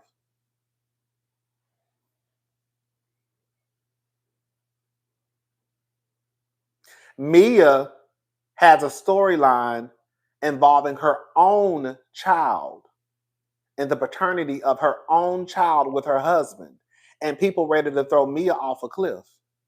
But Jazelle can literally have a conversation about possibly bringing on a rumor about the paternity of another woman, and y'all will say that Garcelle is y'all favorite housewife this season. You see what I'm saying? The line is constantly moving. So because the line is constantly moving, and because these reality stars, they really, not to defend the reality stars, but y'all don't draw a line in the sand. These producers, y'all let these motherfuckers just run in the wild. Girl. And if they see, well, if they can do what they did to Danielle season 1, then girl, why we can't do what we about to do? You see what I'm saying? All people are doing is looking at what didn't happen to the other person. If the producers drew a line in the sand and said, do not cross this motherfucking line, if you do, your ass is gone forever, then some of the shit that they did, it probably would not happen. But because the producers have favorites, they edit the show the way they want to edit the show. They edit the show, giving certain people different storylines, different edits. Thank you. Hey, cousin, I'm drinking some ginger because I wrote a check my tummy couldn't cash, but I'm here like Tisha Campbell, okay? I'm still here, okay? Sending love to you. Thank you. I think that the reality TV stars, they are the ones that do what they do. You know what I'm saying? Ain't nobody told the people down to New Jersey to do that shit to Danielle. Y'all did it. And even if they did tell you to do it, you still did it. Did nobody tell Jazelle to get down to the show and say that Chris was touching on Deborah's ass? And even if somebody did, you still chose to do it. You get where I'm going with this? Even if somebody told you to do it, you still chose to do it. So you have to be held responsible too. But at some point, we have to start looking at these producers the same way. Y'all knew what the fuck Kenya was about to do. Kenya did it. Kenya should be held responsible for whatever she did down to the motherfucking Kenya Moore hair salon. But y'all literally sat there and let the shit happen. When the shit shouldn't have even happened to begin with. You should have shut that shit down. Absolutely not. We're not doing that shit. Not today. You're going to have to go another route, Miss Moore. You see what I'm saying? At some point, everybody should be held responsible. Some responsibility more than others, right?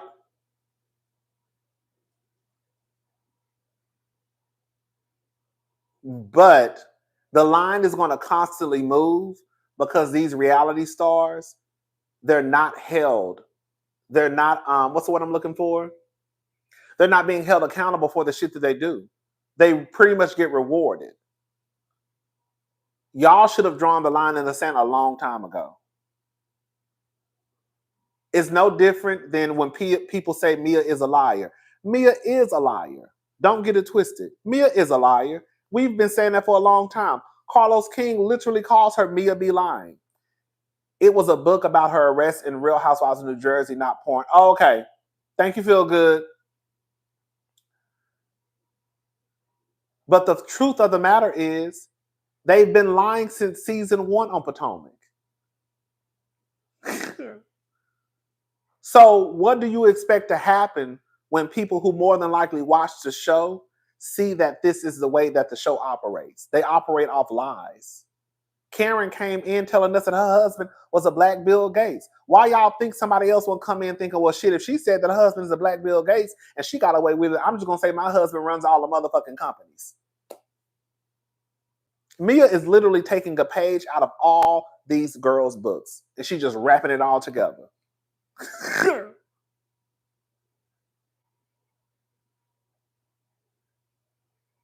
Karen lied about what her husband does.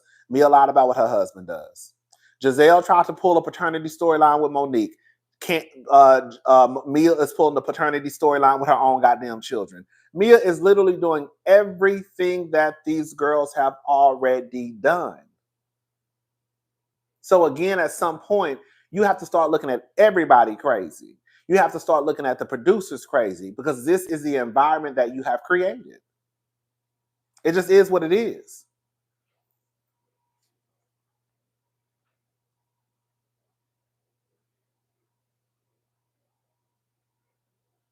So then we get to a point. How do we go on some real shit? How do we go? And if we're going to be honest about it, even Atlanta. As much as the girls may not want to admit it, and y'all know season 1, I went up for Kim Zolciak. But y'all started out season 1 of Real Housewives of Atlanta on some gutter snipe shit too. Y'all literally introduced us to one of your castmates as a side bitch. You don't have where else do we go from here? Kim was a side bitch season 1. Fucking with a married man, writing checks for cars, and everybody went up for it. So then we get surprised when Kenya come in and flirt with Apollo. Girl, y'all already had a side bitch season 1. The flirt ain't shit. Girl, a mistress, side chick, whoever. Girl.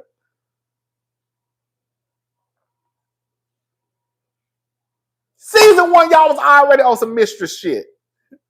Where do we go from here? So now we flirt with people's husbands. Kenya flirting with Apollo. Nene flirting with Peter. The line is going to keep moving because quiet as it's kept, there was probably never a line to begin with. No, I don't think Carlos King came in until like season, what? I think he came in and he left, and I think he came back. He told the story. He told the story on his channel. I remember him, but I think he was there, then left, or maybe he was on another show, and then he came back, and then he left, and I think he came back. I think he ran the show like season 6, and I think that was like the most successful season. It was something like that, child.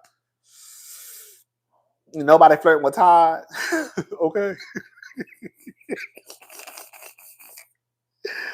Oh, girl. But yeah, I just think that at some point they do have to go back to the drawing board and realize that while the blame should be put on Kenya, Portia, Phaedra, Gizelle, Mia, all the girls, all the boys who have done some trifling shit, it's not to take away any kind of accountability from them, right? With that being said, y'all allow that shit to happen. Y'all allow that shit to happen on this produced reality TV show. You're there to produce the show. And if we hire a production company to produce the show, that's your job, and this is the shit that you're allowing to happen during taping, then we have to look at you sideways too. Because y'all are allowing this shit to happen instead of saying no. Like, what the fuck are y'all doing? We're not doing that shit. Y'all gonna have to go back to the drawing board.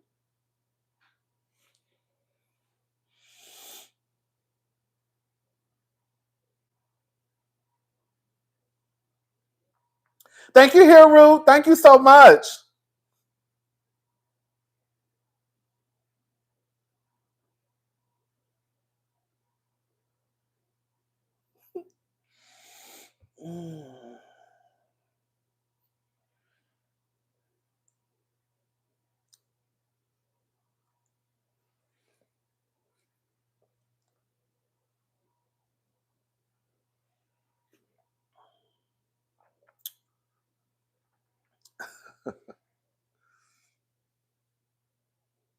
But yeah, I just wanted to say that. That they're gonna have to react, like the producers, these production companies, they're gonna have to do a better job. And I do think it's unfair that y'all protect certain people and some people you don't protect, aka Kenya. I'm standing by my girl. I'm gonna stand by my girl. Y'all already know I'm Team Twirl.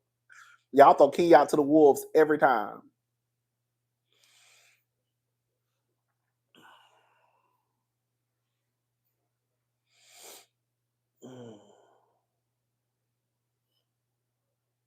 It is what it is, I've been up here fucking these Skittles, baby.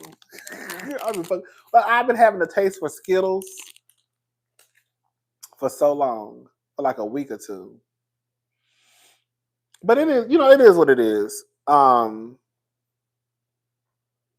It is what it is. I do wish that they were a little bit more fair with how they ran things. And I do think that the production companies need to start being held accountable too. It's no different. It's no different if let me give you an example. I have my YouTube channel, okay? If I started letting people come up on my YouTube channel and not setting the rules for how this shit gonna run over here, while even though if someone came up on a panel and said X, Y, and Z, you're still responsible for what you said, because I didn't say what you said what you said, but they're still gonna look at me like, bitch, Rodney's YouTube channel, bitch, is ghetto as hell. Girl, he got them people over there saying something like every motherfucking thing. You see what I'm saying? There's gonna be blame placed on everybody. It's just like any other job. You work at a clothing store, your sales associates fuck up. While yes, the sales associates are fucking up and it's affecting the numbers, guess who gonna get the email? The sales associates won't get the email. the department manager is going to get the email. And quiet as it's kept, the store manager might get the email and forward that motherfucker down to the store manager. And the district manager going to forward it to the goddamn store manager. The store manager going to forward it to the goddamn to the department manager, and the department manager going to take it out on the goddamn people. I'm just saying, you have to. There has to be responsibility and accountability for all parties involved. I run this over here. This is my channel. If I let people come up here and just start saying any motherfucking thing they want to say, even though they're saying it, it's still my channel. You get what I'm trying to say? It's still my channel at the end of the day.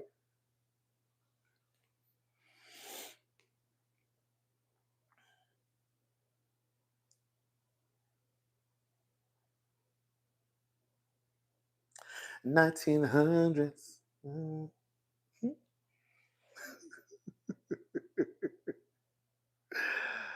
Oh, yes, y'all. Anyway, that's it, y'all. That's all I got.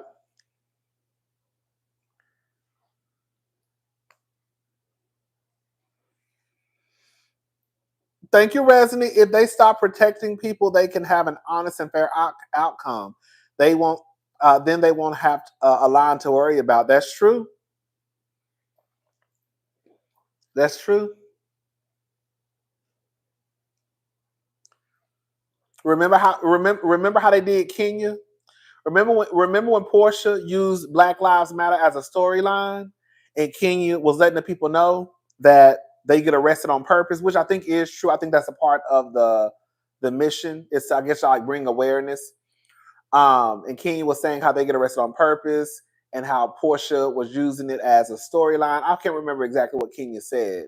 And remember when it got out that when the season first started, Kenya, Portia, and Candy got into an argument. Portia went to the higher ups and convinced them to take out that part, but then they left in the part of Kenya saying what she said. That's what I'm talking about. Because if y'all are going to take it out, take it all out. If we are going to protect the image of Black Lives Matter, because Portia says this is something near and dear to her heart, take it all the fuck out.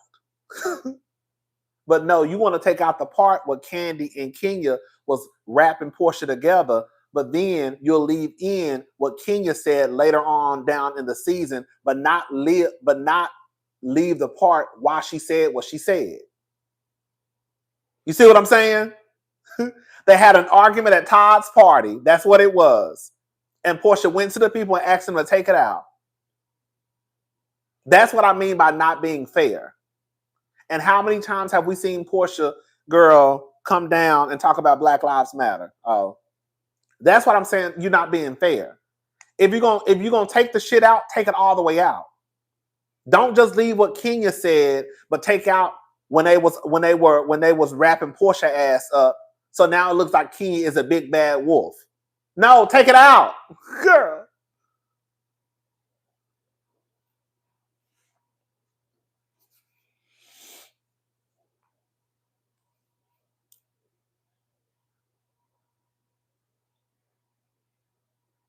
Just take it out. That's all I'm saying. Just be fair. If you're gonna talk about who Tisha fucked, show who they said Martell was fucking. Be fair. I'm fair. Y'all don't like the fact that I'm fair. You see what I'm saying? Girl, I can come down here. Now I'm about to get some shit started. I'm about to get some shit started, y'all. I can come down here and defend Mia because I'm fair.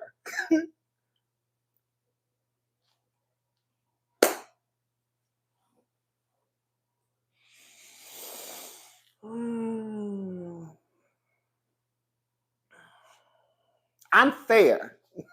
Okay.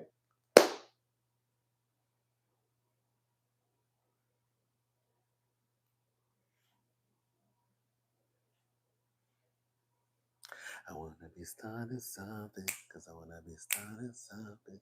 Aim to enjoy my night. 1800s. Toom, toom, toom, toom, toom, toom, toom, toom, toom, toom.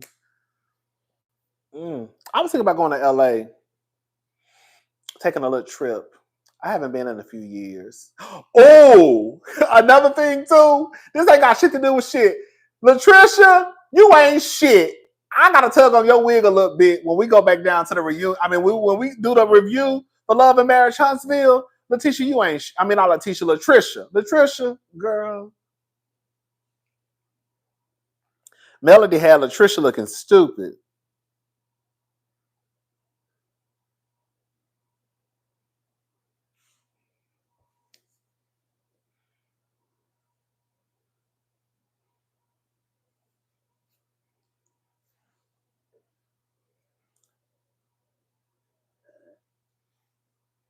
LaTisha ain't shit. And she was out here in this motherfucking pandemic. Girl lying. It didn't even register to me that when they had that conversation, girl, Lexi, get off my page. Lexi, I'm about to block you. Girl, block Lexi. I'm just playing. I'm just playing. When is Kenya treated different? Girl, don't play in my face, Lexi. Don't even do that. Girl, don't even do that. Girl, don't even do that. When is Kenya treated differently? Girl. When is she treated the same?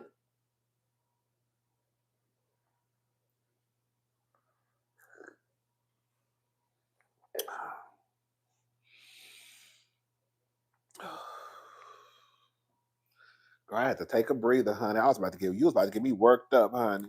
I'm just playing. What was I about to say? What was I about to say, y'all?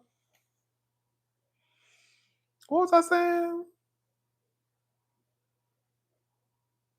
That was the only time I agree with Kenya, girl, getting her ass handed to her when she went and got married off camera.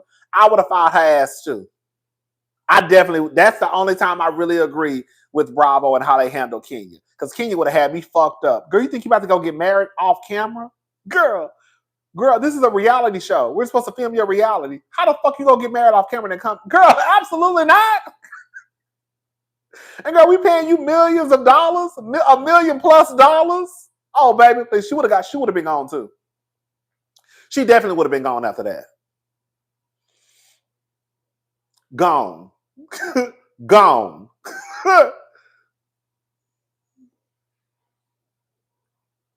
No, she would have been gone. Girl, surprise. Like, I'm married. You married? Who? When? Girl, no. We supposed to catch that on camera, baby. That's the whole purpose of being on a reality TV show called The Real Housewives. Girl, you're on a show called The Real Housewives and you got married off camera? Girl, what? Now that, I wasn't mad at Bravo. I was like, okay, now they about to yank her ass up. Because I would have did the same exact thing. Girl, this is not Big Brother. This is not Traitors. Girl, this is literally like The Real Housewives and you got married off camera. How does that even work? Yeah. Like, how does that even work? No, your ass is gone. You want to keep playing? Okay. It's not like you were married before you got on the show. You got married, and the whole purpose of the, like, come on, like, now, yeah, I was on Bravo with that one, girl, because Kenya would have been gone, girl, that same day.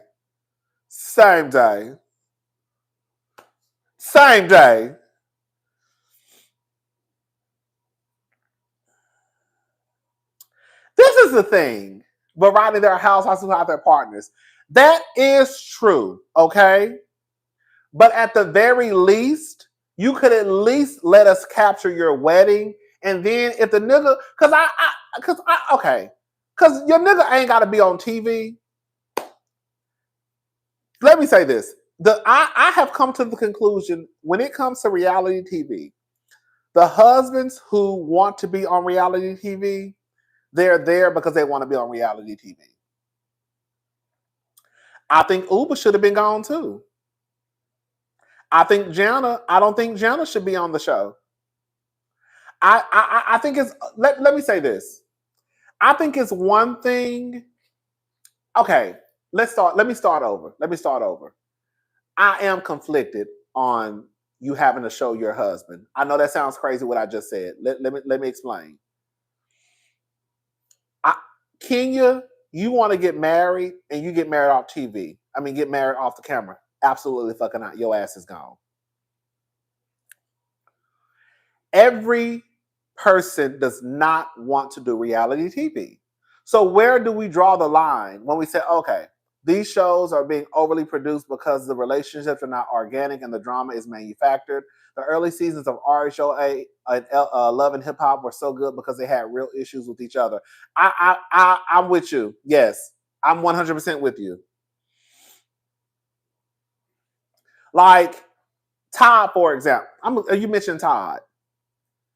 To me, if I were Bronwyn, I would not allow my husband to come back down to the TV if I wanted to be married. Todd don't know what's going on with them cameras. Girl, I wouldn't want my husband to film because this is not going. But Bronwyn also didn't set her husband up for success either. Bronwyn should have set Todd to the side and said, listen, I know you might not know what's going on with Real Housewives, but this is a fucking circus. So be prepared. I don't think she prepared. She didn't prepare Todd for what was about to happen.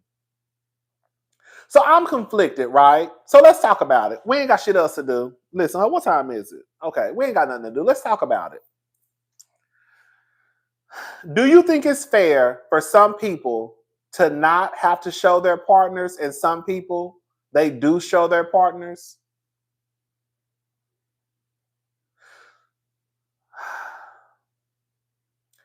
Ashley Darby. We have not seen Michael Darby in I don't know how long. Ashley still has a job. So clearly it's not a requirement for some, at least, not to show their partners. What if you don't want to be on reality TV? What if you want to be on reality TV, but your man don't want to be on reality TV? I don't want to do no reality TV. You just go do it. Do you think that should be the determining factor of whether or not they get to be on the reality show? Like Peter wanted to be on reality TV. You see, some of these husbands love the camera. The men on New Jersey, they want to be on reality TV. Mary's husband does not want to be on reality TV, so he don't do it.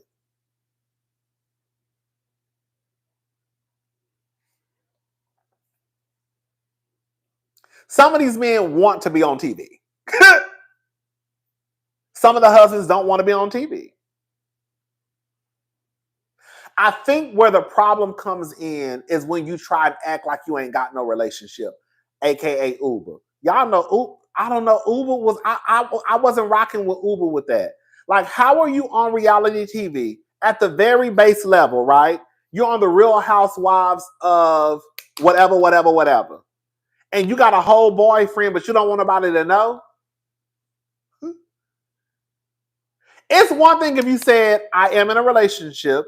However, he does not want to be on TV. At that point, it's kind of like, oh, okay. But for y'all to like be secretive with y'all, like it's like, girl, Jenna Lyons.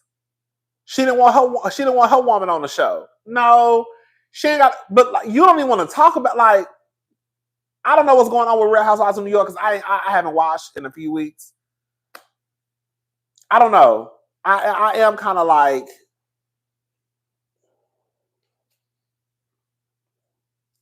I am kind of like back and forth with if your man got to be on the show. Because a part of me doesn't feel like they need to be.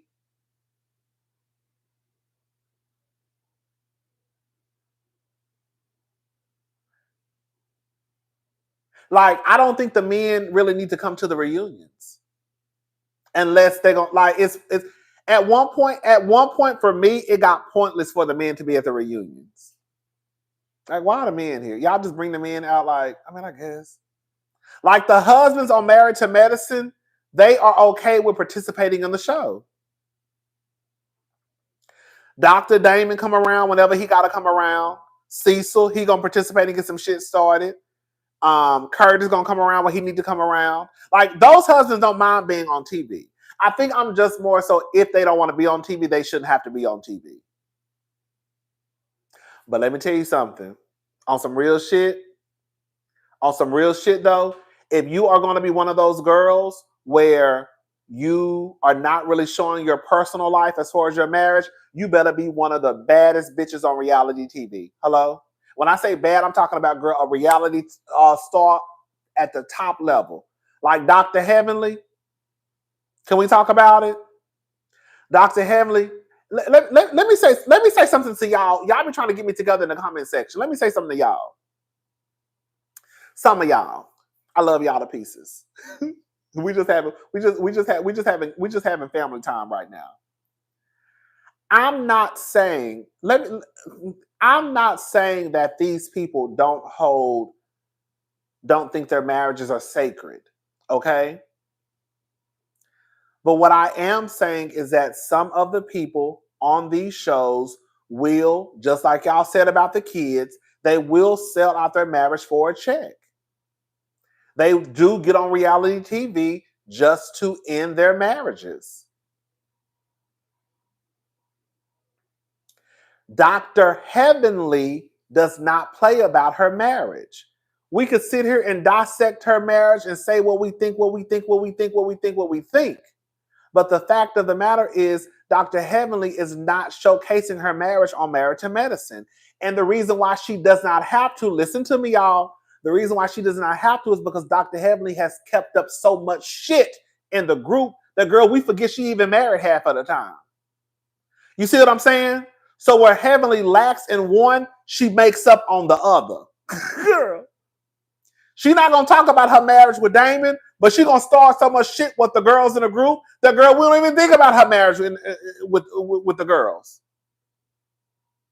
That's the difference. You'll have somebody like Jenna Lyons, and I go up for Jenna Lyons. You'll have somebody like Jenna Lyons who should not be on Housewives. Girl, you boring as fuck. You don't want to really talk about your personal life. Girl, go. Girl, you got to go. Girl, you got to go. Girl, you got to go. Heavenly gives us good TV. So she does not need to talk about her marriage. Heavenly is the only one on that show. We didn't start to clock Heavenly's tea for about 4 or 5 seasons after Heavenly joined the show. Heavenly was on that show for about 5 seasons before we started to realize Heavenly don't be talking about her marriage.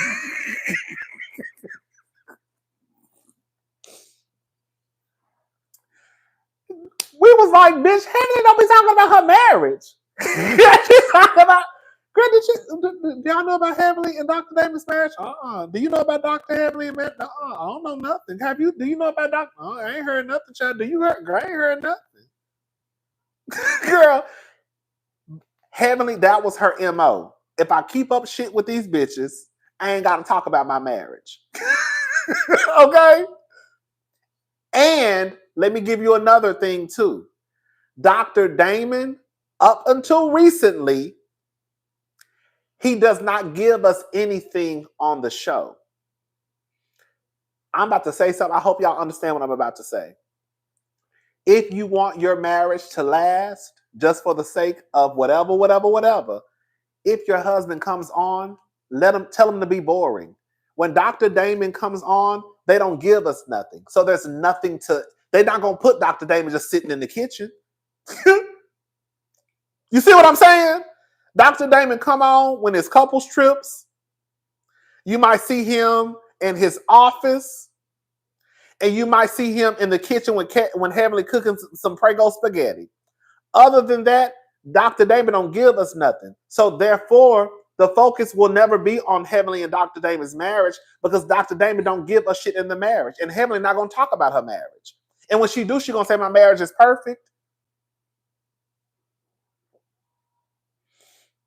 Dr. Damon be sitting in the confessional just like, Dr. Damon go to the confessionals, he say what he's supposed to say, and then he shut up. And then he be done. He go on the couples trips, he done. Past that, you ain't getting nothing from Dr. Damon. And when Heavenly talks about her marriage, she gonna say my marriage is perfect. My man is better than Barack Obama. Y'all hoes can't fuck with me. You jealous, and we fuck every day. That's what she gonna say.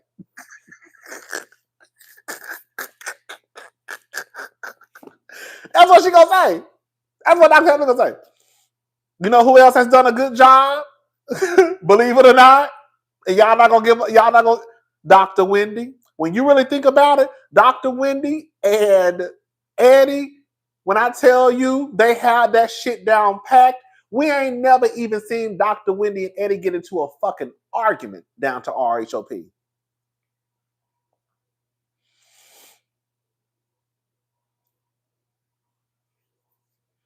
Tell me if I'm lying. Tell me if I'm lying. Tell me if I'm lying. You ain't heard Dr. Wendy raise her voice at Eddie. You ain't heard Eddie raise his voice at Dr. Wendy. They don't, when I tell you them cameras turn on and bitch, they don't put us in their business. The most we found out about their business is when Wendy came down to the show and said that basically she don't know shit about the bills. Other than that, they don't give us nothing about their marriage. Nothing salacious. I'll say that. Whenever Wendy shows us Eddie on TV or her kids, it's just it's like the Bill Cosby show, right? The kids, make a joke. They're at dinner. They're cooking. Miss Susan is over cooking some fish, but it's nothing salacious. It's just family time. But when it's time for Wendy to cuss. Fuck these motherfucking cameras, Gizelle. But when it's time for Wendy to cuss their asses out, she cuss their asses out. It's a balance. You gotta have a balance. Gizelle, fuck these cameras.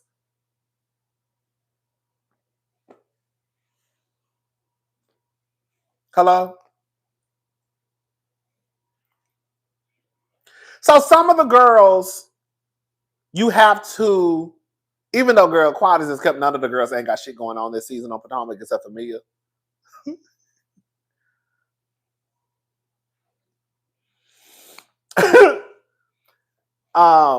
But I'm just saying, for some of the girls, they have their off seasons. Some of the girls clock in. Dr. Heavenly always clocks in. Dr. Wendy, she's clocked in a couple of seasons, right? This season, the only person that really got something going on Potomac is really Mia. No, that's a lie. They all have something going on. It's just the gutter snipe storyline is Mia's.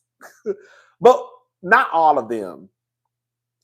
They all have something going on. It's just that Mia does have the most salacious storyline. So that's what the focus is on. Gizelle got something going. Bitch, why y'all bitches didn't tell me Gizelle had brothers and sisters? That's another thing we got to talk about on Sunday. I do not remember, and I'm sure we've probably talked about this. I'm sure I have talked about this because we talk about everything down here.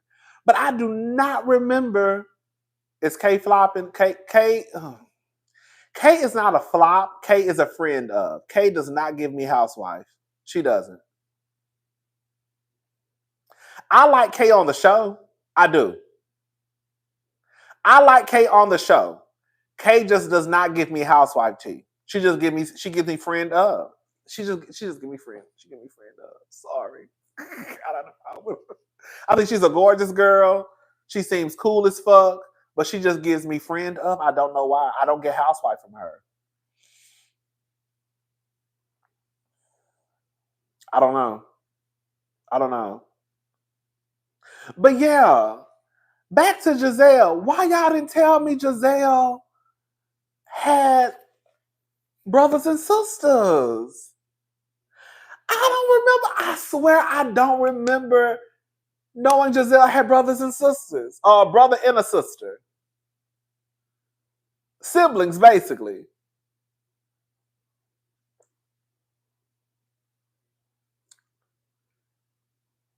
I was talking to one of my friends and we were talking about the show, and he was basically saying, he brought up like Gizelle siblings. And I was like, what you mean siblings?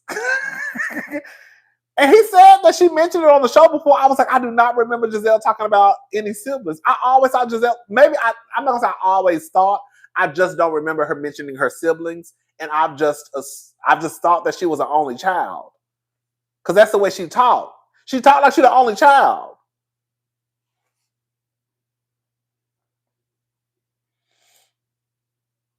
Maybe I did talk about them and I just don't remember. I don't know.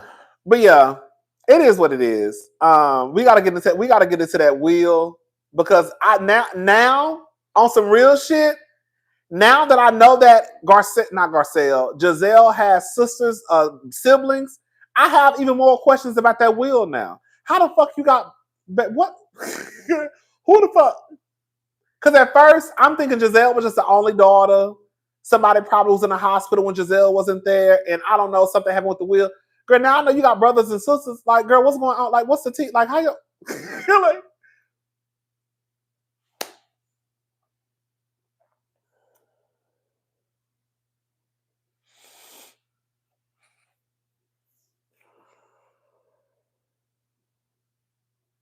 I know Gizelle's mom. Oh, the father was remarried? So was her dad married when he... Oh, that's a good question. Was her dad married when the dad passed away?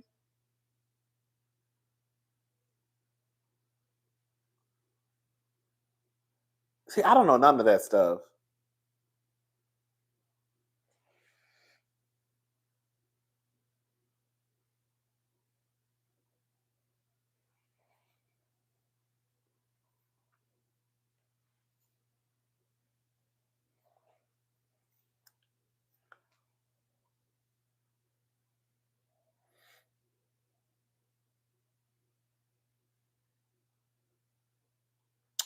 Oh, she has a stepmother? Y'all sure? I'm gonna have to find out.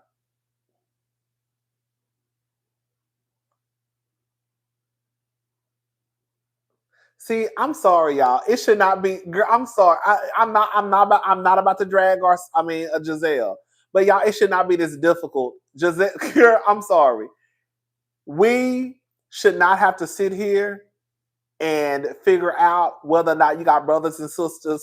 Girl, at the very core, girl, we should know. Girl, we know if Portia got siblings.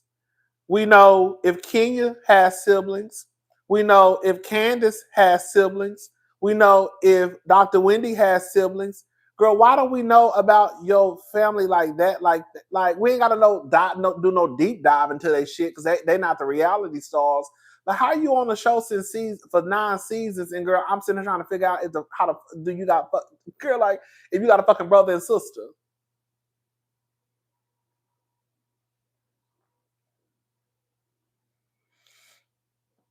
Even Ashley, we done seen Ashley, old dorky ass brother. Yeah. And she got a sister. We know the sister was living in the motherfucking tent, right? Like we know Candy had a brother who passed away. I just don't like. I'm about to get mad. I'm about to get pissed off. I'm about to get pissed off. I'm about to get pissed off because I should not have to sit here and figure out if Gizelle got a stepbrother or a brother or a half brother or a real brother or girl. And you've been on the show for 9 seasons. At the very least, I should remember Gizelle Bryant, whether or not she told us if she has a brother or a sister.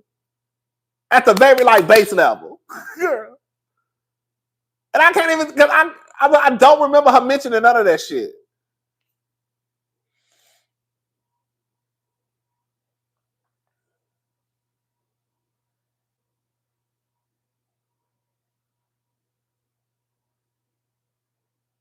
Girl, a whole OG. Girl, you've been on that show since season 1. It's season 9. I don't know what she had, baby. Ashley has a sister and she has a brother. Because I think the sister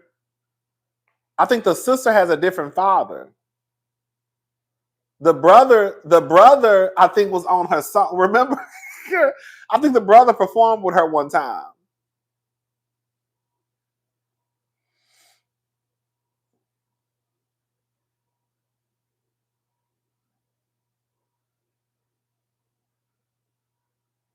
No, that is true. Everybody doesn't want to be on reality TV. That is true. So I can't fault Gizelle for that, but I still think it's unacceptable that Gizelle has been on TV for 9 seasons, and girl, she's supposed to be the HBIC, and we can't even sit here and say if she got a stepbrother, stepsister, a brother, a sister, girl, a whole girl, half brother, half sister. Like, I think that's where it's like, girl, how you been on the show for that long and we don't even like.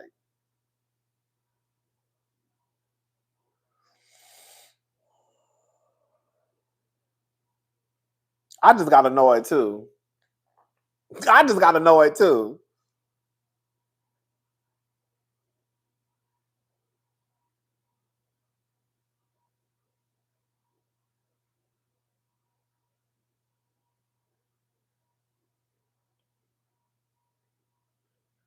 It is what it is, girl. I don't care.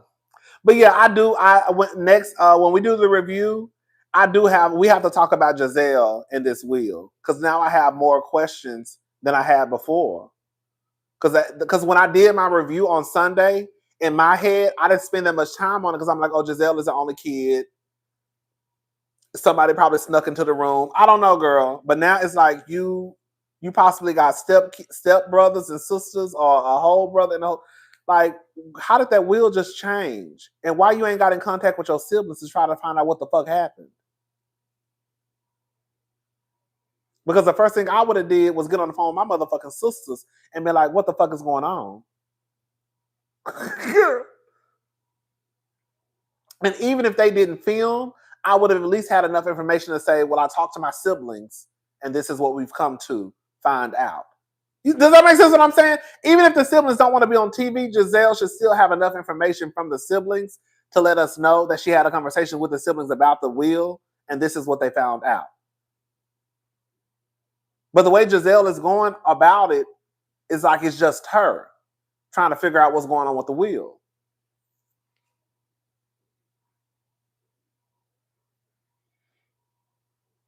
It's weird to me.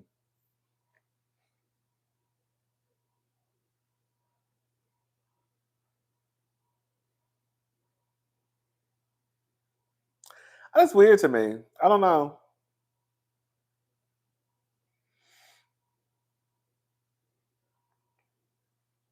I was about to say that. Y'all keep saying she's telling us down to the podcast, but we don't watch the podcast. We watch the show.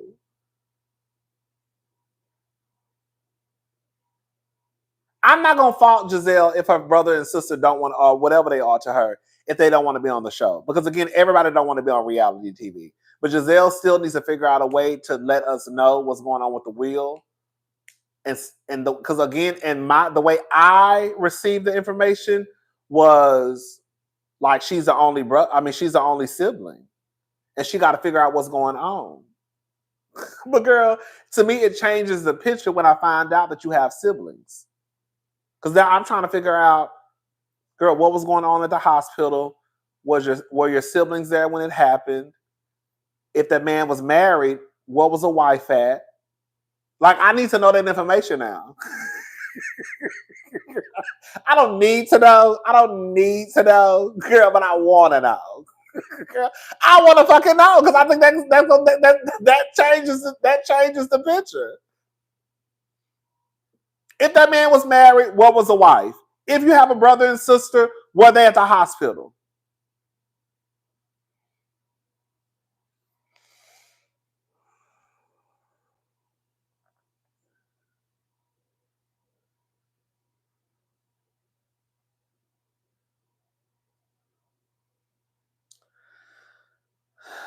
I don't know.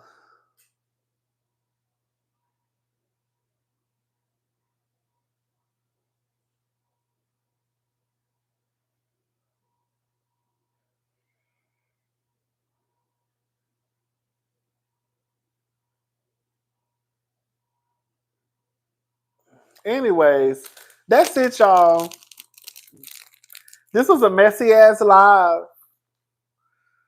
This was a messy ass live. That's all I wanted. Y'all got anything else y'all want to talk about before I get up out of here? Gizelle gotta go. You know what's so crazy? I'm gonna leave Gizelle alone because I could really drag Gizelle. This is the thing. Gizelle used to be believe it or not, Gizelle used to be like my girl. She wasn't my fave, but she was my girl. And then I stopped liking Gizelle because I was like, oh, Gizelle is nasty. That's a nasty girl. That's a nasty girl. That's a nasty girl. But you know, the people feel like Gizelle is different now because Gizelle. Let me tell y'all something. Gizelle is having a good season because Gizelle was called into the principal's office. She got in trouble, and they also told Gizelle, "Girl, you holding back the show." Gizelle has no choice but to get along because Robin ain't there. If Robin was there, Gizelle would still be unlikable. She would still be up to her old tricks. But now, girl, you ain't got no choice. Your homegirl ain't here. Girl, and Candace is gone, right? I do think that girl, do y'all think Candace coming back next season? Candace, if you watch this, can you please go back to the show next season? Girl. I know some of y'all just rolled y'all eyes. I want Candace back.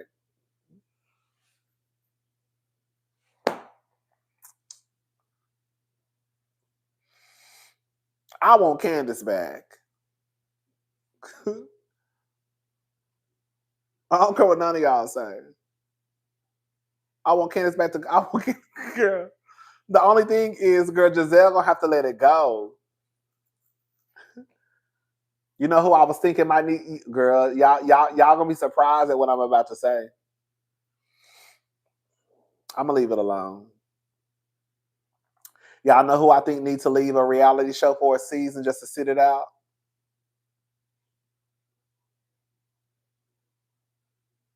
I'm gonna tell y'all another day. But yeah, I want Candace to come back. I do. I want Candace to come back, and I just want Candace to come back. I do. Dr. Heavenly. Yeah, I didn't think I was gonna say that, huh? I think Dr. Heavenly should take a season off. I think Dr. Heavenly should. And y'all not going for Dr. Heavenly.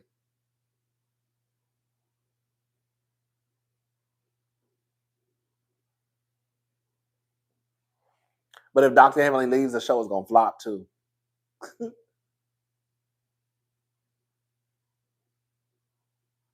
I don't. Dr. Heavenly is my fave, but I part of me like I didn't like that P word she called Dr. G. That really bothered me. I didn't like that. I was like, okay, girl, y'all going too far. Like that's what I'm saying. Like the girls, I feel like the girls get so wrapped up. I really feel like the girls get so wrapped up into the show.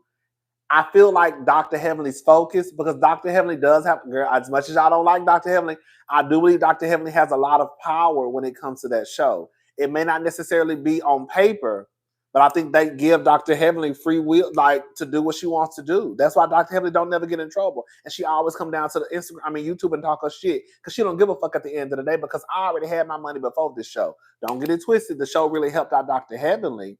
What I'm saying is, girl, her lifestyle was pretty much the same. She had that same house. You know what I'm saying? Girl, now she's just stacking her money. I think the show is a pro for all the girls. But I think that if Dr. Heavenly left, her lifestyle would not change. I don't think her leaving the show, it would affect her business at all. I just think when the girls start to go like a little left, girl, it's time to like, girl, we need, girl, y'all are doing too much to me. Honestly, me, I don't think Mia doing a lot. I think Gizelle should have set out a season. I think when the girls start to go real left, like, girl, you going like, I said real left. Girl, I mean this way. When the girls start going real left, it's like, girl, you doing too much, girl. Y'all doing too much to have a moment on reality TV, like, and it's not going the way it should go. You know what I'm saying? Like, as much as I go up for Kenya, like, Kenya, girl, you really was down there, girl, posting pictures of that girl with a dick in her mouth. I don't know, girl. Whatever happened, we'll find out. Like, girl, You lost sight, girl. You lost sight of the mission, bitch. Like, you see what I'm saying? Like, Gizelle, you really was down here to the TV accusing that man of sexual assault. Like y'all don't even have nothing going on no more, to the point where y'all just like really just feel like there's no line that you won't cross. Does that make sense what I'm saying?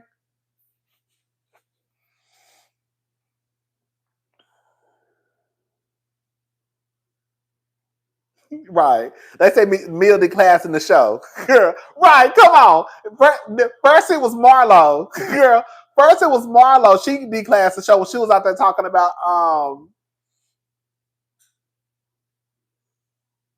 But you know what's so crazy? You know what's so crazy? The reason why I don't care about Mia, okay, listen to this. I'm not talking about Mia no more. I think the reason why I'm not getting worked up over Mia is because what Mia is doing is not affecting nobody except for the people in her circle. What Mia got going on ain't affecting nobody but the people in that goddamn house.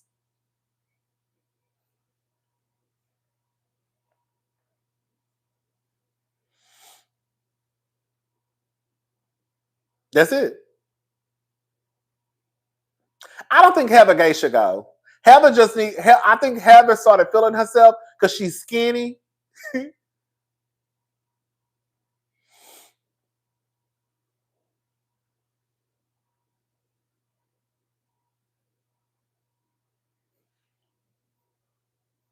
was about to start reading Heather. Girl, and y'all know I like her. I was literally this close to reading Heather. Hey. Girl, I was about to start dragging Heather Gay, and I love Heather. Girl, I have to think about it, girl. But yeah,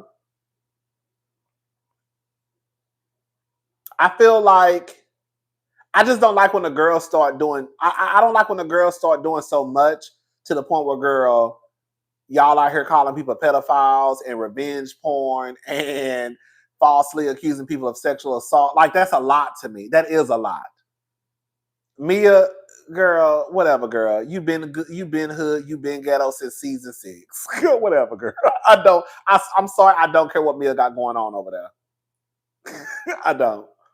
I'm more concerned about if Kenya did what she did. I'm more concerned about why Heavenly got her ass down to the Instagram and called that man a pedophile. You see what I'm saying? Like, that shit is like, girl, what the fuck is we doing? I'm not worried about Mia kids. I'm sorry. It sounds mean, I'm not.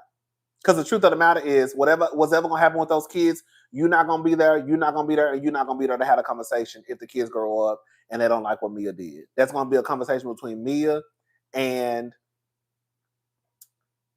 her kids and her baby daddy. We're not affected by what Heavenly is telling Dr. G, but it is true. It's kind of like, girl, you got me going, girl, like on some real shit.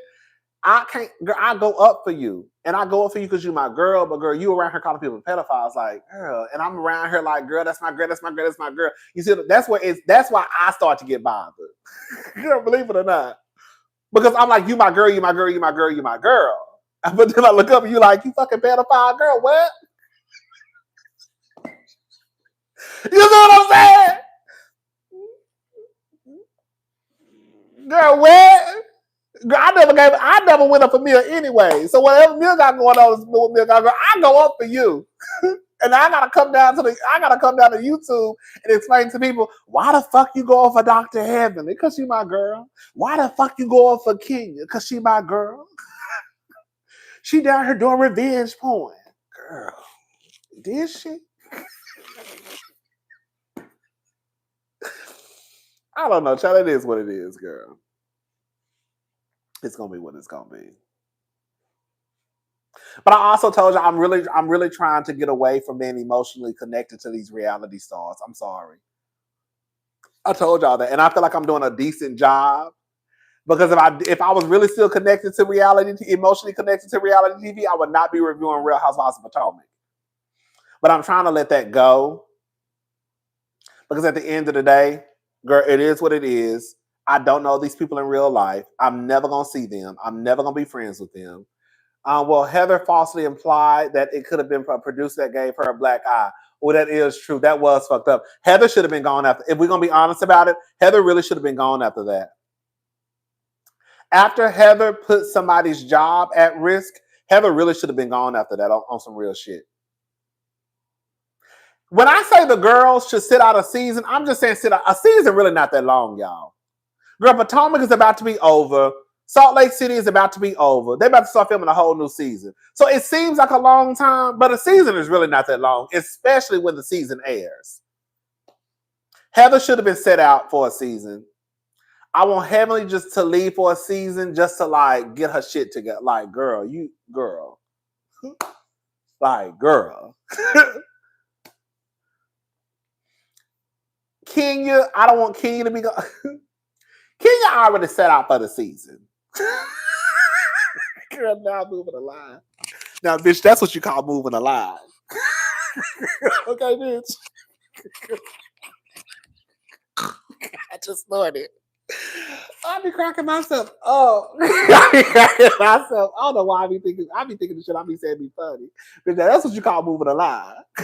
Okay. You just said that, girl, you want to stand up for the girls because, girl, they out here calling the girls pedophiles, and then, girl, Kenya revenge porn. You want everybody else to sit out for a season. Girl, now all of a sudden it's Kenya. Well, she ain't got to sit out for no season. Now that's moving the motherfucking line, okay? Everybody else sit out for a season. Not my girl, though. Oh! Hey! Bitch, you see how I moved the line, baby? I sure did. I did. And I'll do it again. I want everybody to sit out a season except for Kenya. She already set out. That's what I'm saying. She already had her sit out season. Listen, Kenya had her sit out season. Was it season 12? Season 11? Girl. Candace just had her sit out season. Girl. Heaven needs to have hers. Heather Gay needs to have hers. All the girls need to just sit out a season. Kenya already had hers. So she ain't got to have no more sit out seasons. Hey. Oh, shit. Y'all trying to get my girl off the motherfucking show again. Kenya time is served. Bitch, Kenya been served her time, girl. Hello? And she probably gonna be on 1 or 2 episodes in season 2. So really, truly, she done set out 2 seasons if we gonna be honest about it. Because I doubt she make half of the season. Girl. Y'all trying to get my girl off the show again, honey. That's gonna be 2 seasons already. Y'all not doing my girl like that. Girl, not at all.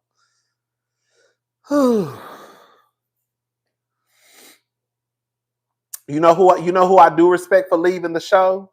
Dr. Nicole. You know, I heard that they said Dr. Nicole, Dr. Nicole's fiance, they brought his ex-girlfriend, or I don't know, his ex something on the show, and that's why she quit.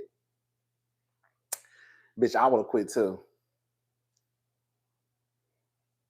That's a bad bitch move right there. Because the other girls would have stayed on the show, arguing and fussing and fighting. With your old girl, I'm not girl, bitch. Please, y'all don't pay me. Y'all, first of all, y'all don't pay me that much money. Okay, bitch, my life is already great. Okay, girl, y'all think I'm about to be down to the TV arguing with this bitch? Girl, please, girl, I'm about to go. Bitch, my motherfucking purse, bitch. I'm gone. Girl, bitch, where's my motherfucking purse? Girl, get my keys. Girl, I'm gone. You not shooting? No, I quit. Girl, I've been gone. Girl, my man is already filthy fucking rich. I'm already rich. Girl, I'm not playing this game with y'all. I would not. I know Shannon did it because Shannon probably needs the money. I don't know. Did she have a baby? Oh, the new wife? I mean, Dr. Nicole had a baby, yeah. Is that what you're talking about? Yeah, Dr. Nicole had a baby. I would have left. I'm not playing that game. The Quad, she had to do it because Quad needs. Listen, we all need money. That's not what I'm saying. We all need money. But what I'm saying is, girl, it's already bad enough. Let me explain to y'all what I'm trying to say. it's already bad enough that these women are in these stressful situations. You know what I'm saying? So not only am I already in a situation where I'm probably gonna have to read a bitch, shade a bitch, possibly even have to fight a bitch up off me. Girl, you think you're about to bring in my man's ex-girlfriend too to add her to the equation? Absolutely fucking not. I'm probably already beefing with 2 or 3 of these hoes anyways. You think you're about to bring another girl in for me to beef with possibly? Absolutely not. It's a no for me. Girl, I don't have no problems with the lady. I don't know the lady. I don't need to know the lady. Girl, I'm done. Girl, I'm gone. When she leaves, I'll come back.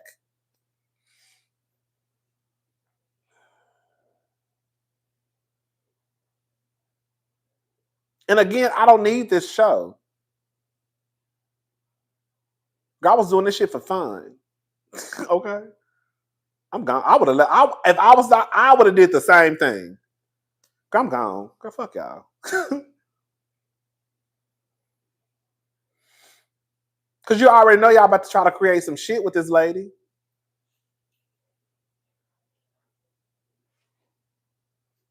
The only reason why they will be bringing on the ex-girlfriend is so they can create some shit. They did it with Quad. They did it with Shannon. That's the only reason. Girl, I'm not doing that. Not on my watch. Now, if I needed the money, then I would probably have no choice. You see what I'm saying? If I needed the money and that was like my check, then I would probably have to stay and just suck it up. But if I don't need the money, girl, please. Bitch, fuck y'all. And when I come back next season, I'm on y'all asses. Y'all thought y'all was gonna pull a stunt by bringing that lady down here and think y'all was gonna have me arguing with that lady. If she don't make it to the next season, I'm coming back and I'm wearing y'all asses out. Do you hear me? Whoever befriended that bitch, you at the top of my hit list. I heard it was Marisol. Well, her drunk ass. I heard it was Marisol. I don't know how true that is though. I guess we'll find out when the show airs. But I heard it was Marisol who brought the girl in. If the girl don't make it through season whatever, bitch, when I come back, girl, I'm coming back. I'm coming for your ass, Marisol. I'm coming for your drunk ass. That's how I would do it. Shit. Everybody be down here arguing with none of these girls. I already have to argue with y'all. Shit. You want me to argue with some new bitches too? Marisol is let me tell you something. I like Marisol. I do. I think Marisol is a Kiki. I love her, but that Marisol is y'all want to talk about the girls who alcoholics, honey. Y'all want to talk about Karen?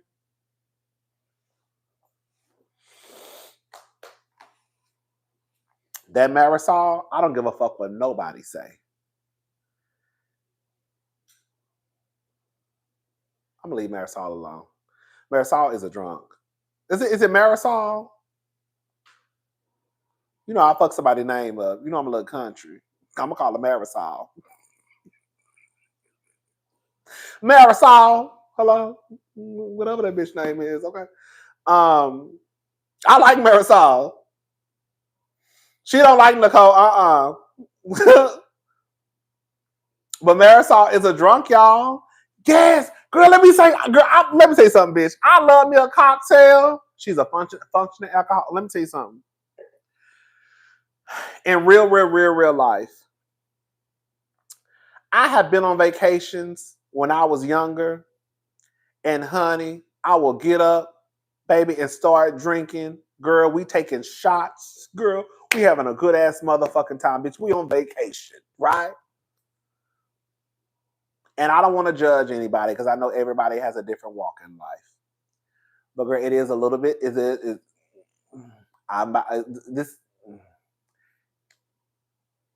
If you wake up drinking hard, girl, if you wake up drinking liquor, period. But when you wake up drinking Tito's,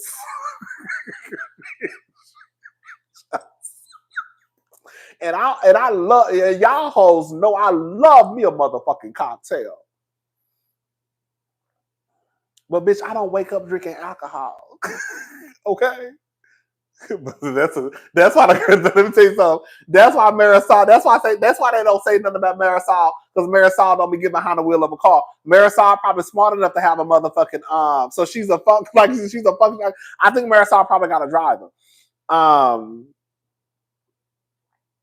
But Marisol, when I would look at her like Marisol, you know how does she have a mug shot? I know that's right.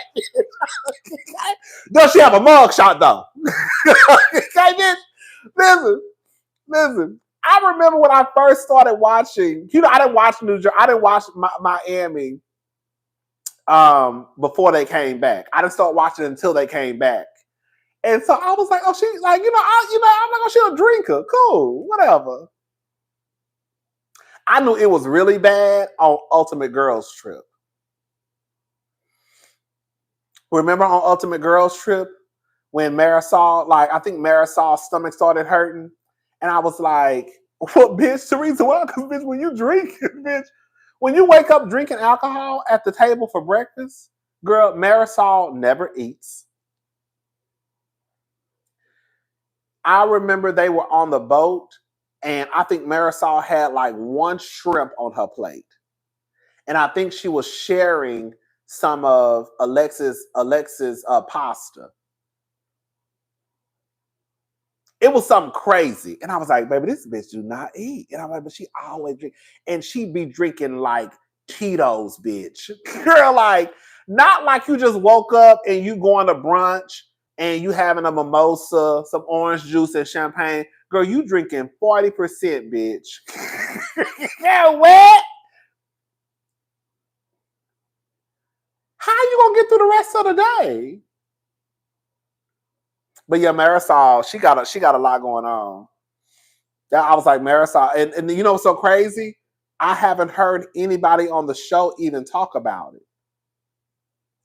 How do y'all sit around? See, this is where I would be the villain, because there's no way I could be sitting around a person like Marisol, and I've noticed that she drinks all the time. And girl, because I will say, bitch, we love us a cocktail. Bitch, we love a cocktail, but sister, you doing a lot, sister. Girl. Sister. Oh, she did write a letter. I forgot. Oh, she did write a letter and they tried to brush it under the rug. You're right. I forgot about the letter. Okay. Adriana did. You're right. She did. That Marisol drinks a lot. She drinks a lot. Anyways, but I like Marisol. I do. The one who I didn't too much care for was Alexis. I did not. The only reason why the only reason why I halfway liked Alexis was because of her son, the one who got into the car wreck, Frankie. That made me like Alexis because of Frankie. But if it wasn't for Frankie, girl, Alexis would be on my motherfucking hit list right along with the other ones. Okay. What's Alexis? Alexa. What's her name? Alexis.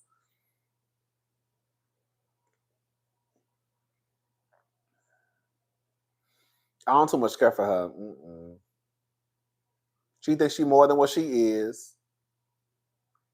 Girl, quiet is this Alexia? Oh, it's Alexia. It's Alex. I thought it was Alexis. What's that? Girl, you don't know these girls. Girl, you don't know these episodes. You know, I throw a name out there in the heartbeat. Girl, Amy. Girl, who is Amy? Amy. Who is Amy, girl? Y'all don't know who the fuck I'm talking about. No, we don't know who you talking about. Girl, Amy, girl. Then I started getting mad. Amy, bitch, you don't know what I'm talking about? She on the show. We don't know who you talking about. Amy. Oh, Adriana. Oh, that's her name? No. Oh, I mean Adriana. That's the shit I be doing over here. Girl, whole name be wrong. Girl, I done came up with a whole different name. I done call people girl, I'm just gonna come up with a name, Amy, and get pissed off at everybody else. Whole time I was talking about Adriana, I done called this lady Amy 15 times. Hey! But Quad has kept on some real shit. Y'all really know who should have been the head bitch in charge? She might. Nicole, Dr. Nicole should have been the face of Miami. I don't care what nobody say. Now, Dr. Nicole needed some work. Like, she didn't have this over-the-top personality, like, you know, like a Kenya or a Nene or like a Bronwyn. You know what I'm saying? But I really felt like Dr. Nicole was just getting her foot in the sand. And I really felt like Dr. Nicole should have been a face of Miami. I really do. I really do. I think they fucked up by letting Dr. Nicole go. I feel like Dr. Nicole would have got there too. Yes. I feel like the same way Angie from Salt Lake City, I think that they should have just, Nicole was getting there. She was, I think her first season, you know, she was like, bitch, the girls were playing in her face, you know what I'm saying? I think she would have got there. Dr. Nicole should have been the face of Miami. Hands down. The money. Girl, that's one bitch, the money. Okay? Dr. Nicole's life was so fab to me. Girl, you pulling up to parties in boats and shit. I said, bitch. Bitch, I would have had to catch a motherfucking Uber. Hello? I need to catch an Uber or a Lyft. This bitch pulling up in boats and shit. Then they said, I think they sold their home to Jeff Bezos. He bought it for his mama for like, was it $40 million?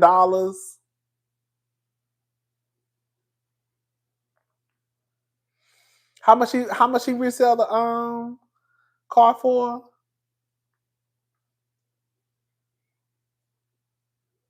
I think Dr. Nicole had a good storyline. Yeah, unfortunately, her father passed away, unfortunately.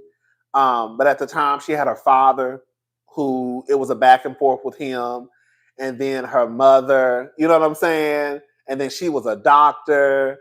Like, I just feel like her life, it was good, because she still had the, as fucked up as it sounds, she still had the messiness, again, may he rest in peace, but she still had the messiness, you know, around her father and him liking his young girlfriend, and then her mama, but then she was also a doctor. It wasn't too gutter snipe. It wasn't too gutter snipe. It was just the right amount of like mess. Mm-hmm. And I just think they should have just kept Dr. Nicole. I really do. I think they should have kept Dr. Nicole, and that other girl, she can't come on. They should have kept Dr. Nicole.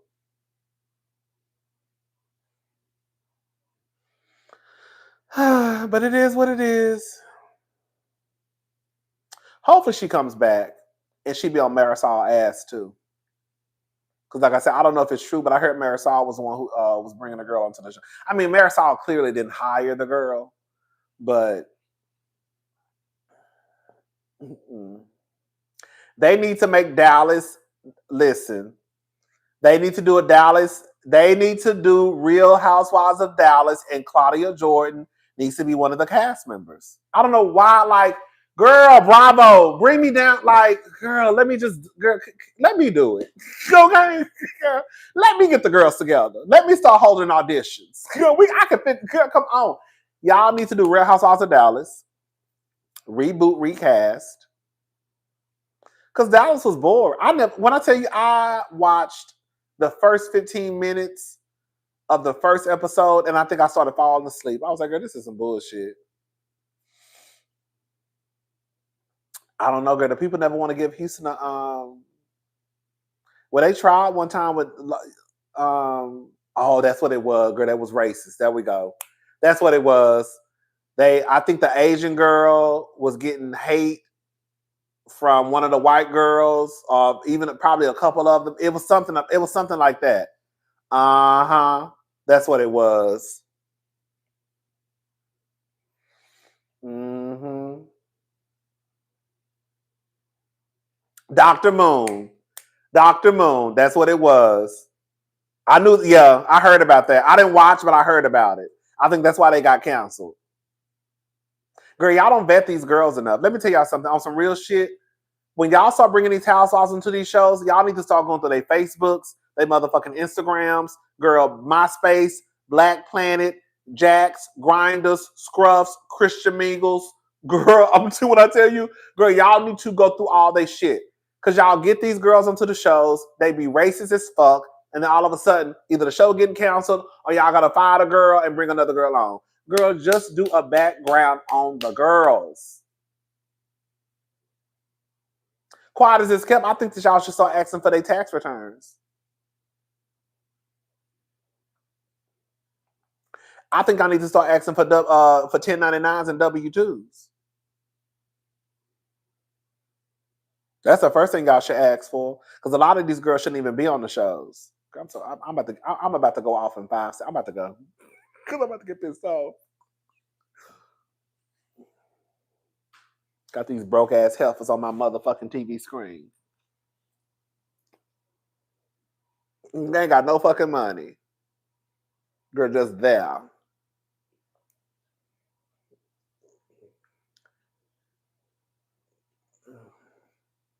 Battle boys and juice box. Like, girl, that's what I'm saying. Like, girl, y'all make me so motherfucking sick. Girl, like, girl, y'all can't even fake it. And then y'all get mad. And y'all know I don't even too much go up for Heather Dubrow. And then y'all get mad at Heather because Heather too rich. I thought that was the whole point of the show. Like, I thought that was the whole point of the show. Like, I thought that was the point of the show.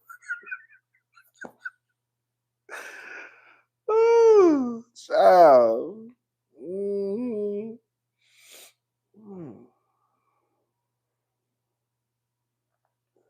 Yeah, Dubai is paused. It's a mess, y'all. But Dubai, you know what it is? Okay. You know what I think? You know why I think Dubai didn't work?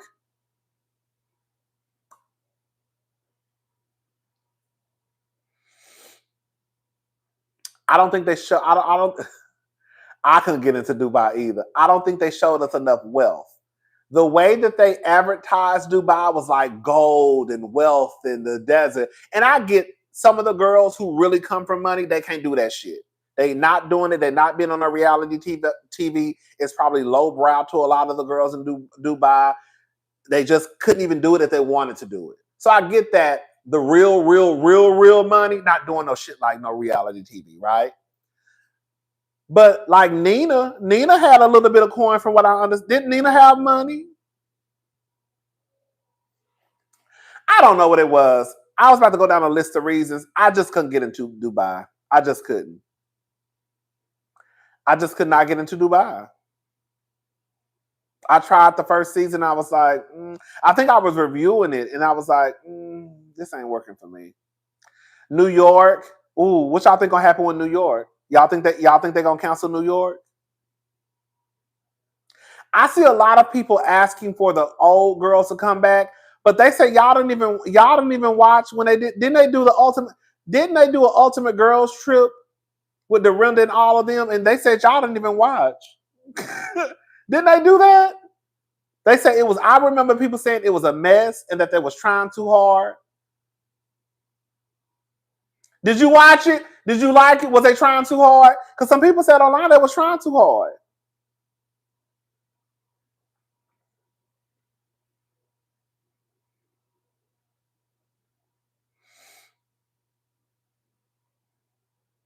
Sonny said, "I'm on here for the check, baby."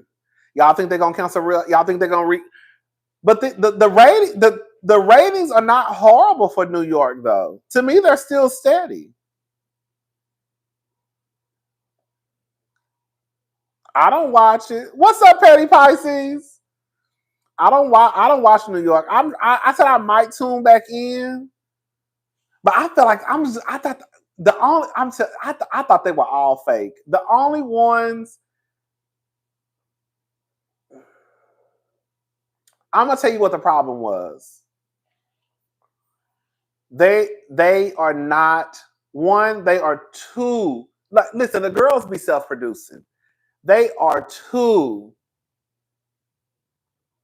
There we go. I think that's what New York is. I think New York is one of those shows where you can watch it, but it's not worth reviewing. I think that's what it is. You can watch it, but it's really nothing worth. It's nothing to run down here and talk about. I feel like all the girls on every reality TV show produce themselves. They all do it. But it's just so in your face with New York. And the times that they really could have had conflict or really had real organic, shout out to Nene Leakes, conflict, like they didn't. Like in real life, the way that Sal was pissed off at Brienne, right. I can see that. I can see Jessel getting on people's nerves. Just like the whole, like, even with Jessel, the whole, like, like when she got on the subway.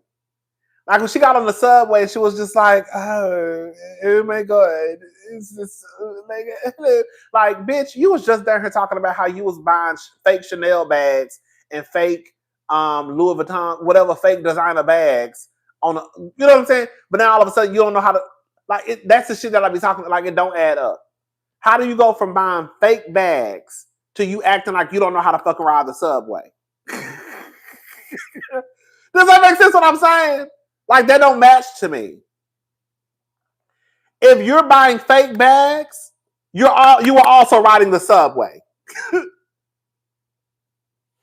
I refuse to believe that you were buying fake bags but catching taxis and Ubers and Lyfts everywhere you went. I just refuse to believe it. But I feel like, I don't know, I just feel like I feel like Brienne, okay, let's start with Brienne. I think that Brienne, girl, my phone about to die. I just realized it. But we have to go, y'all, because my phone about to die.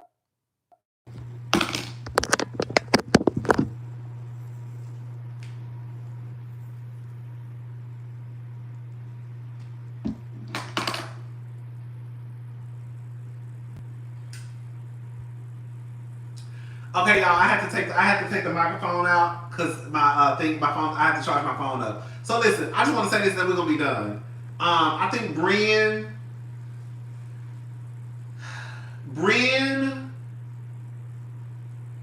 came into this show wanting to be the sex kitten, right? I think that's what Brienne is stuck on. And I think that for the first season, I think that I was okay with it. I'm like, okay, girl, whatever, girl. But it got old real fast. Like, Brienne, like, girl, like, everything is not, yes, like, everything is not sexual. Like, you can't even, like, just go answer the motherfucking door without you, like, hey, how are you? Hey, babe. Girl, like, this bitch go to the grocery store and she's like, can I have plastic, please? Yeah, babe. This bitch go check the mailbox and she's like, oh, where's my key? Put the key in the hole and turn the key in the hole. Girl, that's the shit that Brienne be doing. Like, it's that over the top. Girl, like, you know what I'm saying? Like, oh, let me put my jacket on. Oh, I put my arm into the hole of my sleeve. Ooh. Like, it's so like, girl, like, everything ain't got, like, girl. Like, oh my God, my pants are so tight. Ooh, my vag. My vag is so, ooh, the vag is, ooh. Girl, it's like, it's like seemed too much. Thank you, Resney. And I think that was her MO when she first came on the show. Like, I'm gonna be like the flirty, fun girl. And it's like, girl, no. And she does that so she does not have to talk about her personal life.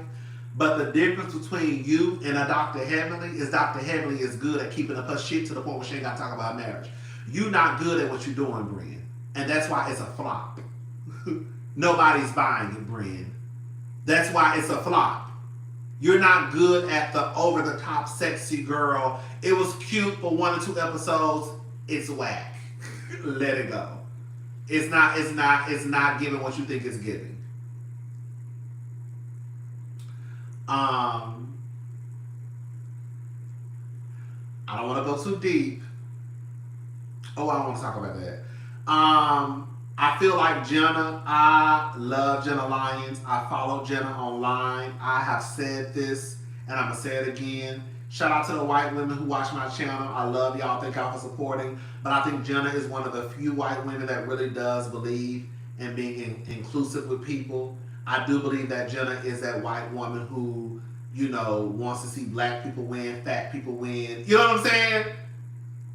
Asians, Hispanic, like it's like she just gives me that type of white woman, and I live for it. But Jenna is not a good housewife.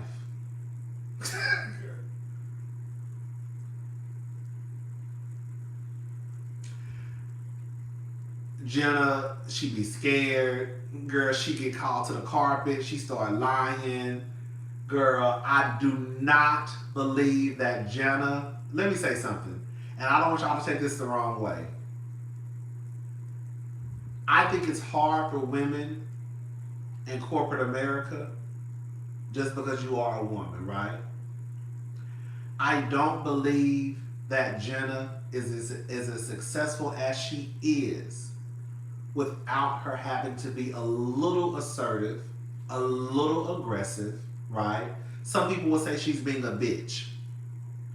I just don't think that Jenna is as successful, and she's so fucking timid and meek and mild on the show. I am not buying it. I'm sorry. I'm not. I'm not. So when Jenna starts to put on this, like this, like, hi. Like, bitch! Now you might not be no Miranda Priestley, but girl, I'm not buying it. I am not buying it. And she even said one time that her employees, remember she said something along the lines of, people say I'm nice, but ask my employees, they'll probably tell you I'm a bitch. Like Bazoma. It was like Bows on Real Housewives of Beverly Hills. Bows does not come across as this just bitch. But Bowles come across as someone, when she walks in the room, she demands attention. Like her presence is known. Does that make sense what I'm saying?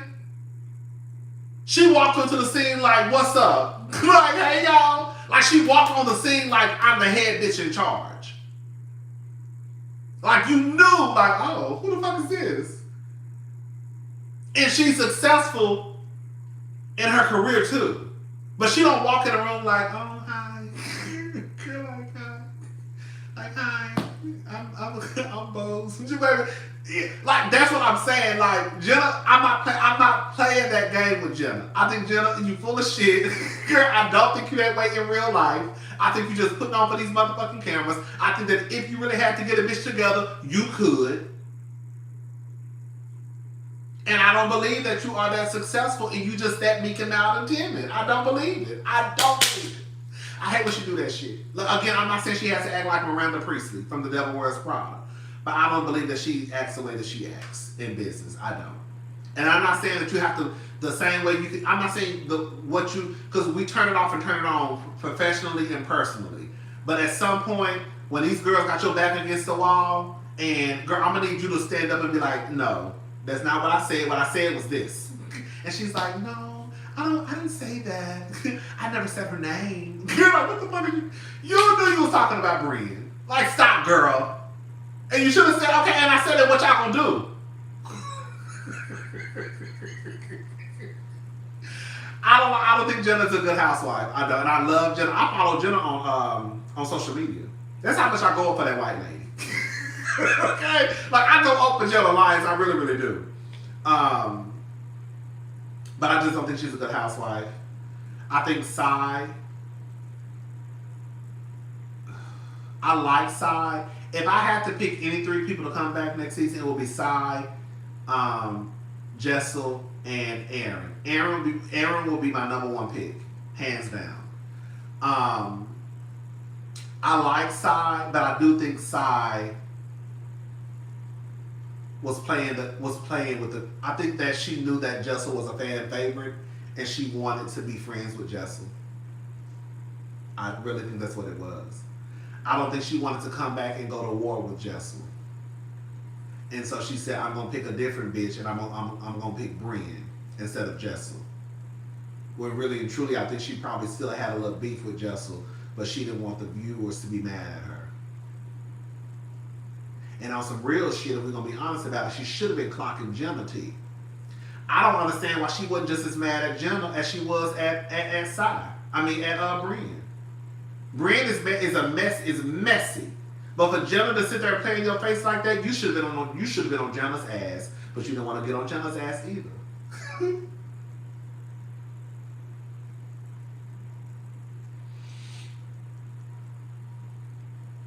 I just think like the girls are not when there's real conflict, or like Sasha should have been on Jenna's ass the same way she was on Brienne's ass, because you're not gonna sit here and play in my face. She was just like, what? Girl? No, girl, you need to call her ass out.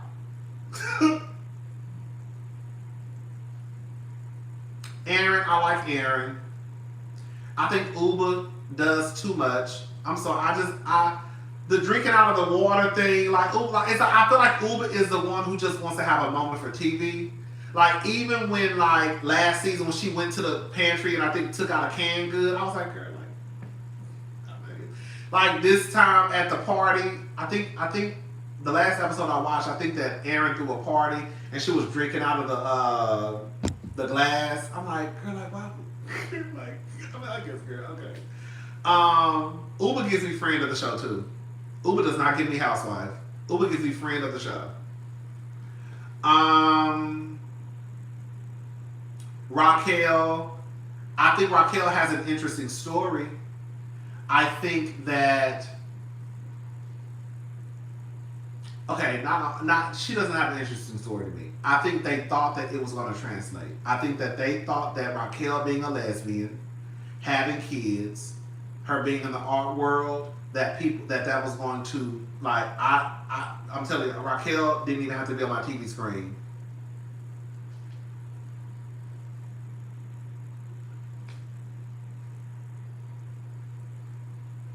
I just wasn't clicking with Raquel. I thought the story she told about her childhood was very, very sad. I thought that kind of gave me a glimpse into and when she went through the Rolodex to find the last name that was worthy, I thought that was deep. But that was the first time I felt like, oh shit, okay, come on, Raquel. You know what I'm saying? Because I had never really heard anybody say something like that on TV before.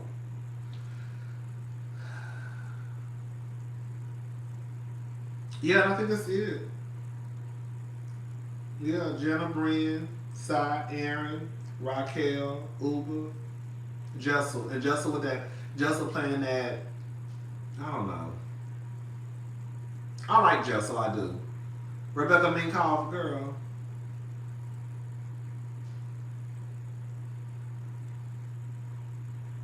Who?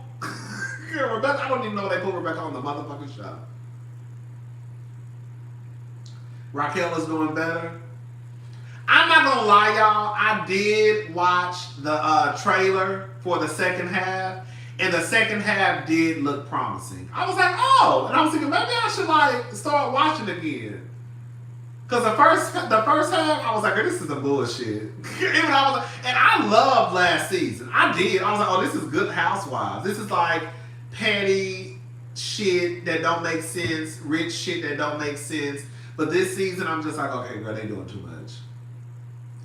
Even with Aaron, I felt like Aaron trying to start that argument with Jenna out the blue after the shit had passed. Remember, I forgot what happened. Remember, something had happened and Aaron tried to bring it back up as if she was mad at Jenna. Remember? But I forgot what happened. It was at Jazelle's party. That's the last episode I watched. It was at Jazelle's party, and Aaron tried to act like she was mad at Jenna. But it was about some shit that happened 2 episodes ago. And I was just like, I get what Aaron was trying to do. Aaron was basically trying to kick up some shit. But girl, you're not gonna kick it up with Jenna? Girl, you'll do better, girl. You'll do better beefing with Brian, quiet as it's kept. You might get a little bit from Brian, girl. But you're not gonna get shit from Jenna.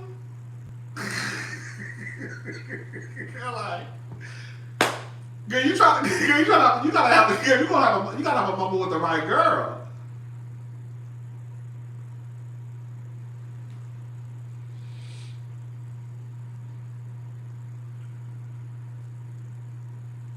I did hear. Let me shut up.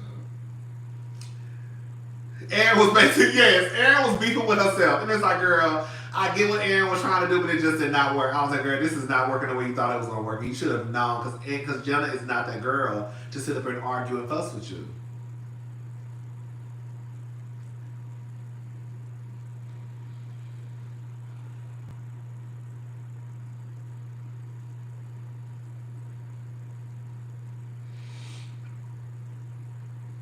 Oh, bitch. Y'all heard her husband say, I missed that part. Abe said that he questioned his sexuality in college. Did he say he had sex with a man? He didn't say that. I think he questioned his sexuality. Ooh, now that would have been a cute. I was like, oh, you know, Abe is cute to me. Abe got that. Abe like a vampire to me. He got that I want to drink your blood. Girl, Abe remind me of like a vampire from the vampire movies. Girl, it's like he's handsome to me. It's like a weird look, but Abe is so cute to me. I don't know why.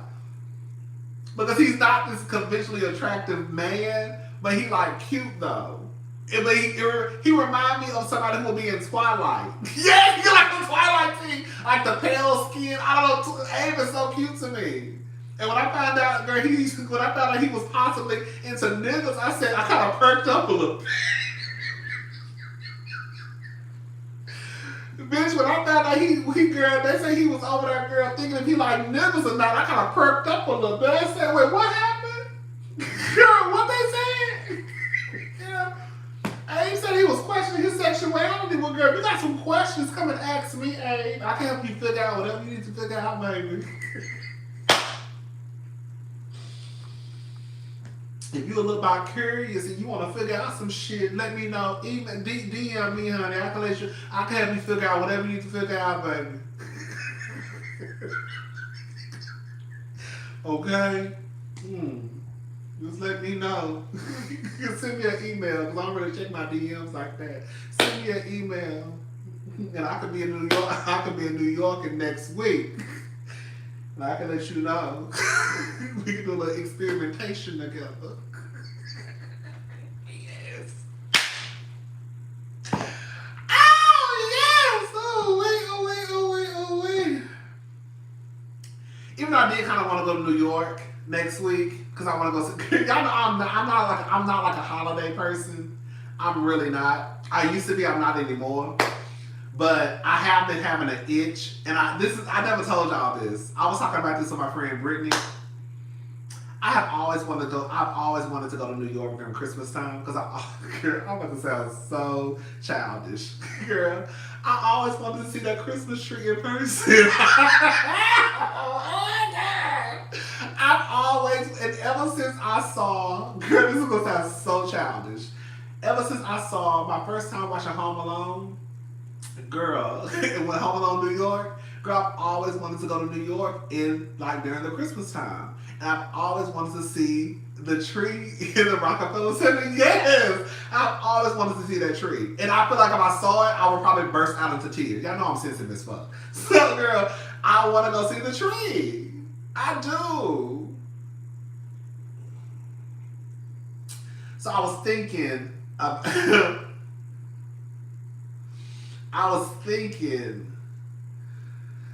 trying to get to New York so I can go down there and see the tree. Because I really want to see the tree.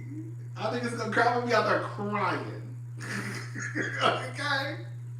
Girl, boo crying, girl. And I just want to see New York, that area at Christmas time. So, yeah. That's like my little childish dream. That's one of the dreams I had since I was a little boy. I always wanted to go to New York in the wintertime. I always wanted to see the tree. So yeah. That's what I want to do. So I was talking to Brittany, and I was like, I want to go to New York. It'll be cheaper to go after New Year's Eve, but I feel like it's not going to be the same experience. I want to go when it's actual Christmas. Like, I don't want to go after the 25th. I want to go before the 25th. And I got a couple of credits, too. You know, bitch, I always got a credit on deck. Okay? I got a credit with American Airlines. Even though I noticed, like, a lot of the flights that go direct is usually, like, United Delta to New York from where I live. And then I got some points with United. So my flight is basically free. My flight will be basically free. Okay. Y'all better catch on. So my flight will be free.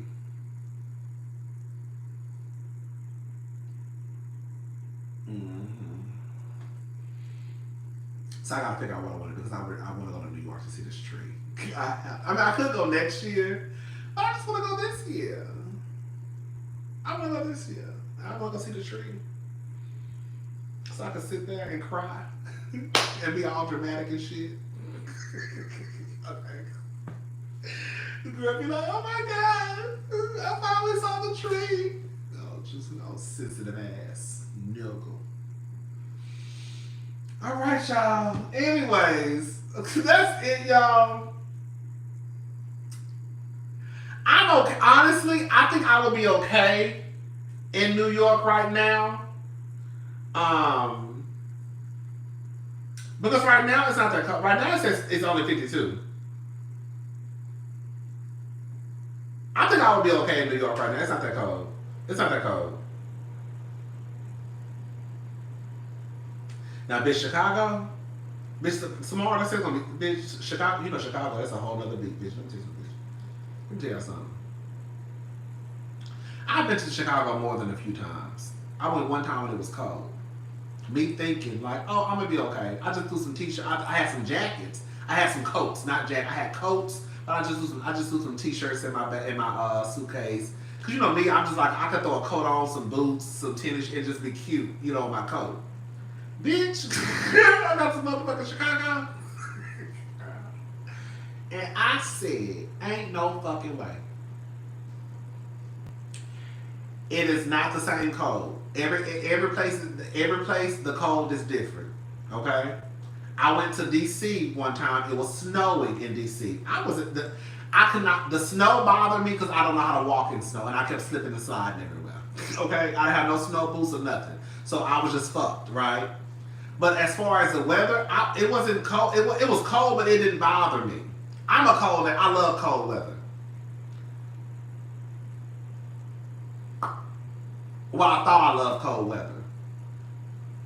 It was like 17 degrees in DC that time I went. It was snowing. I was like, okay, cool.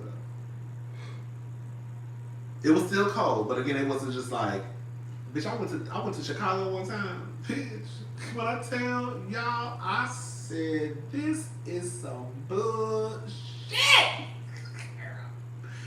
I remember walking to Walgreens. It was like 3 o'clock in the morning. My hotel, I had made it back to my hotel from the club. It was like probably like 2 something. I can't remember. It was in the morning though. And I ordered something to eat, and the only thing that was open was McDonald's. And I was like, girl, this would be okay. They canceled my delivery. So I was like, fuck. And so I was like, I'm just gonna go walk to Walgreens. The Walgreens was right around the corner. When I tell you, bitch, it was so motherfucking cold. It was so motherfucking cold. It was like, I think like 18 degrees. I was in Walgreens talking. I said, I don't know how the fuck y'all do this shit. This shit is crazy as hell. I'm ready to go back home. I'm ready to go back home. And I said and that's when I realized a light bulb went off. I said, Jussie Smollett, you's a lying ass punk. Ain't no fucking way your ass was down to the motherfucking Chicago. Ain't no way your ass was in Chicago want to get no goddamn Subway sandwich and it's goddamn cold. It is cold as hell outside. Do you hear me?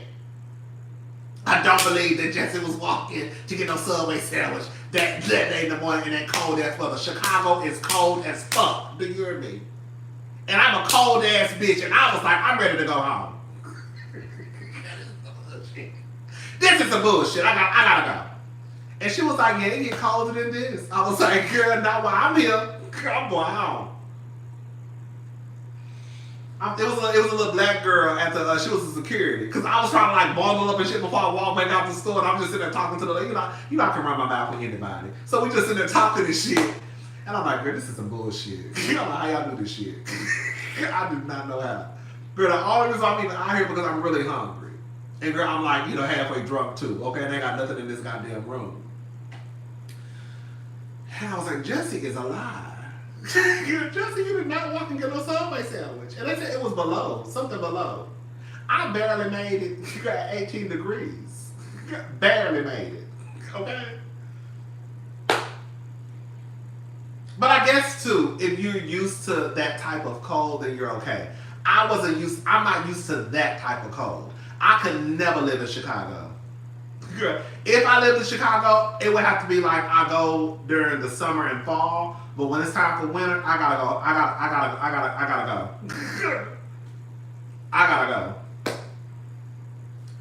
And it's so crazy now, like if you go, then you realize why they call it the Windy City. I think, girl, slow. Girl, we learned this shit in elementary school. Girl, now you figure out why they call it the Windy City. It's not like it's that wind, it's that cold, it's a whole other situation. That Chicago is not right, y'all. Chicago weather is not right. When I tell you have to be a motherfucking beast to live in Chicago during the wintertime, you have to be. You have to be. There's no way I could do Chicago in the wintertime. I just couldn't. There's no way. There's no way. And the thing is, people still, the world, like, it don't stop. Girl, people still have to go to work. McDonald's still gonna be open. Subway gonna be open. The mall gonna be open. Girl, it is 0 degrees outside. And y'all still gotta go to work? Girl, in Houston, Texas, bitch, we get 65 degrees, they cancel in school.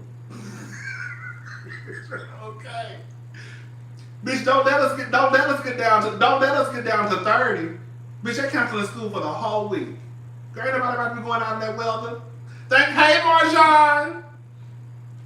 Thank you for the super chat. Good morning, love you too. Thank you, girl. In Houston, honey, they shut down the motherfucking. They shut down the motherfucking stores. They girls closing the motherfucking schools. Girl, it be 45 degrees outside. And girl, they talking about girl. It might not be no school for the rest of the week, girl. For 45 degrees, that's it. Girl, even I'm like, girl, now come on, y'all. Girl, they will cancel school fast in a heartbeat down in Houston. Let it get too cold. Shit. You'll be at home with your kids?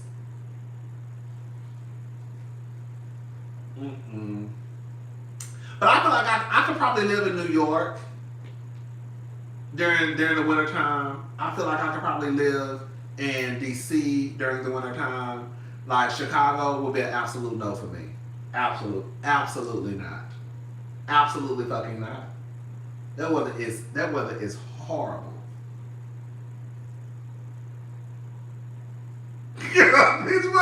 Once in Chicago, it got down to -30 with wind chill. They gave us a late start for school. Okay, that's what I'm saying. It's great. Like y'all, like they're still expected to go about their day in Chicago. Girl, how we gonna? Girl, how am I supposed to go outside in this weather? How am I supposed to go to work? Girl, how can I go outside in this?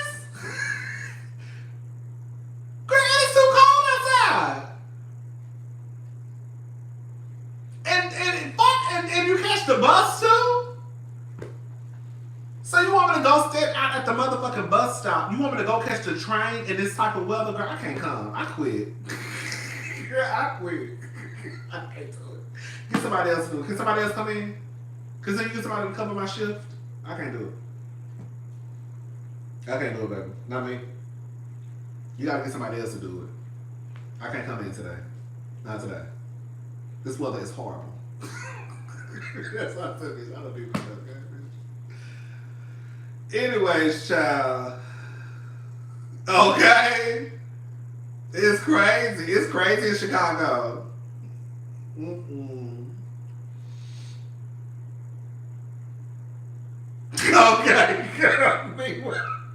Man, I was talking to my friend the other night, and man, when I tell you, it literally, I think it was 65 degrees. Girl, I swear to God, I think it was 65 degrees, and he had his heater on. I said, girl, I was on the phone. He was like, ooh, it's cold. I said, it's cold. I said, girl, 65. I gotta turn this heater on. The heater for 65? Girl, I tell you, girl. I said, people get on my nerves. Girl, you said the heater on for 65 degrees. Okay, girl. Girl, that's your house. Do what you want to do. Girl, that's your house. Girl, I ain't over there. Anyways, all right, y'all. I'm gone.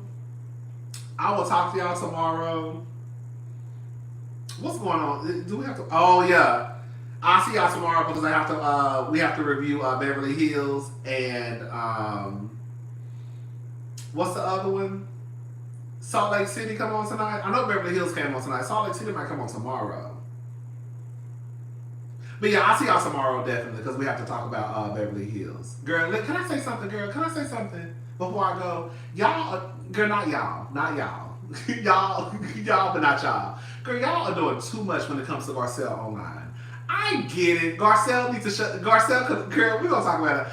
I don't like the way y'all doing Garcelle. I don't. Y'all are doing team too much with Garcelle. Girl.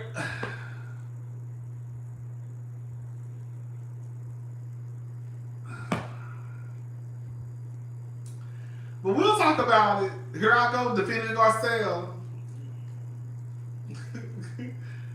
Y'all doing too much with Martel.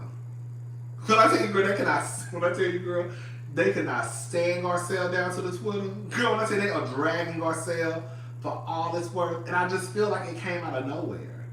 Can we be honest? The only reason why y'all dragging Garcelle is because, girl, y'all think because y'all don't like Cal, and because Dorit is going after Cal. That's it.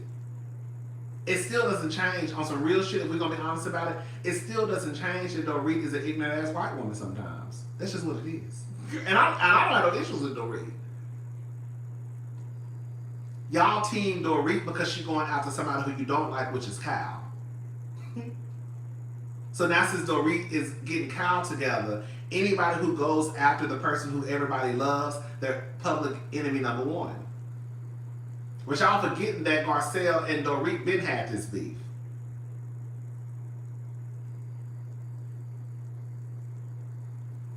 Like anything that happened between Dorit and Garcelle still happened between Dorit and Garcelle. I don't know how y'all go. There's no shade. I don't know how a lot of people went from saying that Dorit is a Karen to basically now girls saying that she's not because she into it with Karen. She's still a Karen. She's just a Karen who's getting into it with another Karen. Hello? I don't think Kyle really know Karen. But baby, I was just saying Dorit was a Karen the other day. And now all of a sudden, because she getting into it with Dorit, getting into it with Kyle, that erases everything that happened prior to this season. Is that what we doing? Is that what we doing? And all Garcelle said at that table was basically, no, you don't know how to apologize. That's all it took for the fan base to turn and do a 180 on Garcelle that fast. Like I said, y'all acting like Garcelle sat around and laughed at some child getting cursed at. Hello? Y'all acting like Garcelle sat around with another group of grown-ass people laughing at somebody's child getting cursed out. Oh, y'all don't remember that happening on the show? Garcelle joined in on the conversation. Okay, she didn't have to say nothing. She joined in on the conversation. And that's all it took. That's all it took, girl. That's all it took for the girls to grab their motherfucking tiki torches and girls start marching down to the motherfucking Twitter. That's all it took. That's it. Yeah. Yes, Garcelle could have sat there, shut the fuck up, ate her food, and drunk her drink. Okay? I'm saying that the response that people are towards Garcelle is team too much. It's one thing to be like, girl, just shut up, because they ain't got nothing to do with you. Baby, the way that y'all are literally dragging Garcelle because she joined in on the conversation being held at the table in front of the group is absolutely weird to me. And again, it does not change the shit that has happened between Dorit and Garcelle. It does not change Dorit's ways. Dorit was the one who came down to the show basically trying to say that, girl, they got black friends just to let us know that they really clean up their house. Did Dorit say that, y'all? Did Dorit say at the table, remember when Garcelle was like, so are the black people, do they clean your place? Remember, I can't remember the conversation. Remember when Dorit was trying to make it seem as though, girl, they got all these black people that they're friends with, but really truly it was just really the help. And she was like, no, Garcelle, my mom's best friend is black. Girl, that's not how we took it. That ain't how we took it. It sounded like you were saying the niggas that was in your house was on their hands and knees cleaning your shit up. That's how we took it. That's why Garcelle said, oh, so basically all the black people that just clean your shit up. Oh, damn, that's not true, Garcelle. My mom's best friend is black. Okay, girl. Okay. Now your mom's best friend is black. Okay, Garcelle. Okay, don't read. I'm not giving, let me say something. I don't have no issues with no read, but girl, y'all are doing the absolute most with Garcelle. And it's gonna be me that's gonna come down here and remind y'all of the shit that happened.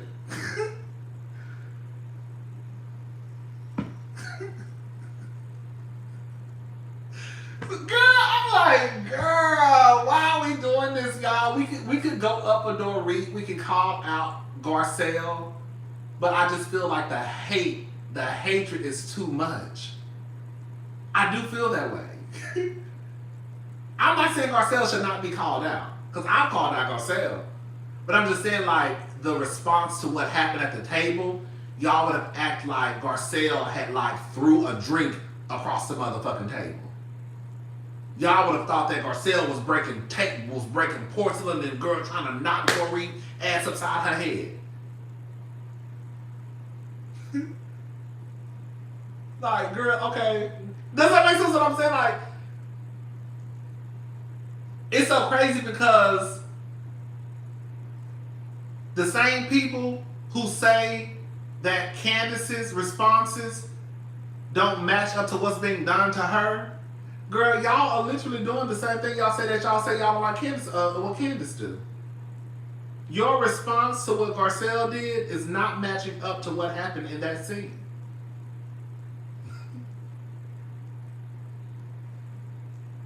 Clock that T.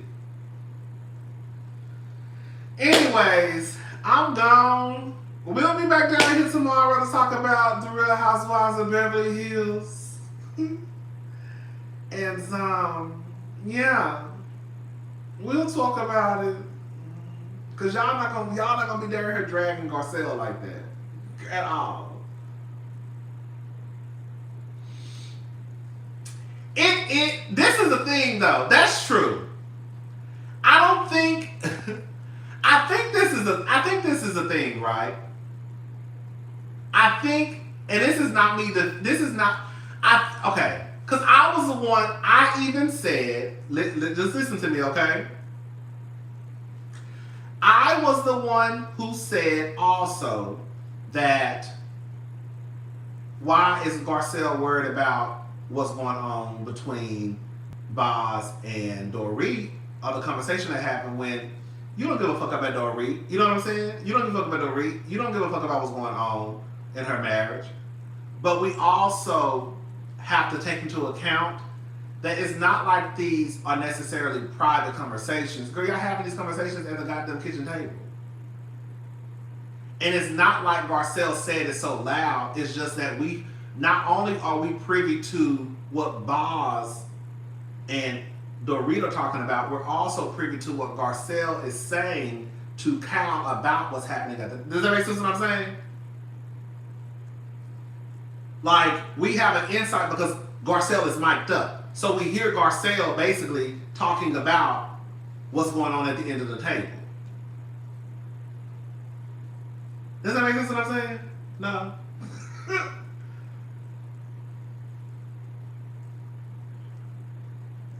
Does that make sense? But I just feel like we can't go from one. Oh, when we have beef, we gonna have beef forever. Cause that was a line that was everybody's favorite line when Cardi B said, when we have beef, we gonna have beef forever. Bitch, if Garcelle just told her, bitch, if we have beef, we gonna have beef forever. Hello. And what's wrong with it? If we have beef, we gonna have beef forever. If you laugh at my son for getting cursed out, we gonna have beef forever. Hello.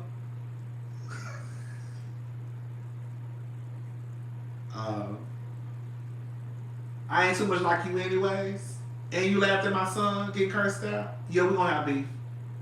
And I'm gonna talk about your ass anytime I get a chance to.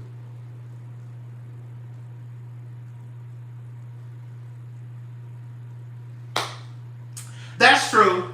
That's true. But I also think that Garcelle likes Erica and Kyle. I don't think Garcelle likes Dorit. That's where the difference come in. To me, they did laugh at the son, but Garcelle don't like Dorit.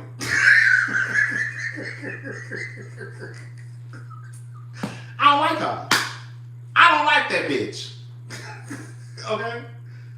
I can forgive the other ones because they all right. I don't like her. So because I don't like her and I didn't like her ass before then, I damn sure don't like her ass now. I think that's what it is.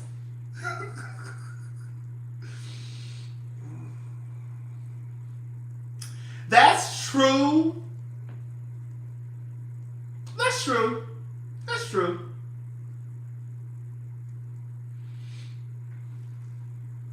That's true. She don't have to be worried about Dorit. She don't.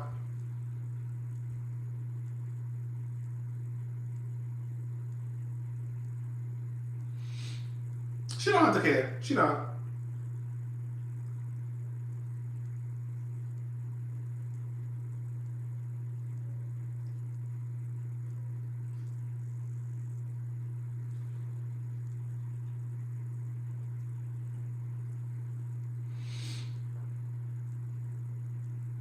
And can I ask y'all a question? Because I don't remember.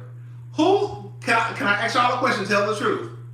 Who started the beef between Dorit and Garcelle? Did Garcelle start? Because I remember Garcelle started with Kyle. Garcelle did start with Kyle. But who started the beef between Garcelle and Dorit? Because I thought it was at that. Remember when Lisa Rinna had that dinner in her backyard? She was doing a lipstick or something. And I think Dorit started with Garcelle. I remember saying, hold up, let me say this before y'all say. I remember saying I was not mad at Dorit. Because I did feel, see, this is why I know I'm fair. Because I remember saying, get a Dorit. I remember saying this in my review, go back and watch. Get a Dorit. Because I felt like Garcelle really hadn't been doing too much. And Dorit was basically waking Garcelle up. So when Dorit finally woke Garcelle up, I was like, finally, girl, somebody woke your ass up. So I didn't mind Dorit when Dorit and Garcelle got into it, and she was like, fuck you. Yes.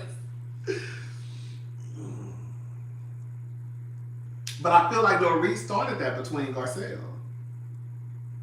And so now we mad because Martell is basically, you start the beef, I'm going to finish it.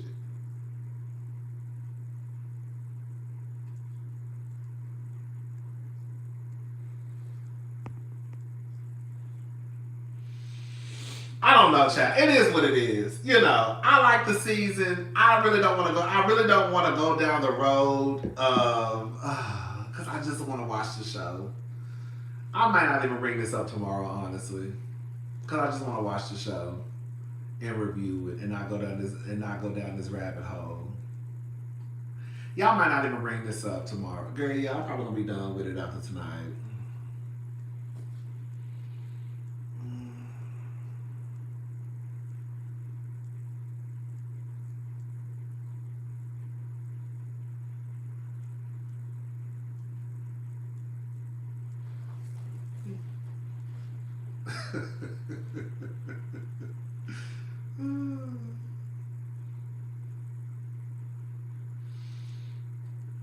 Yeah.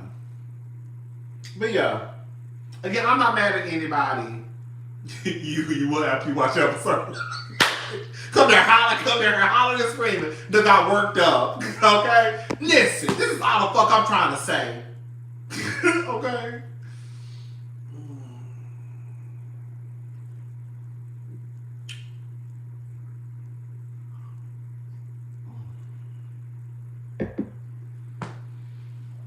Okay, y'all.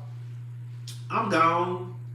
This review was too motherfucking not review. We've been on here too goddamn long. I will talk to y'all tomorrow. Y'all have a good night. Well, let me get you. Okay, girl, I'm trying to be now. I'm still nosy.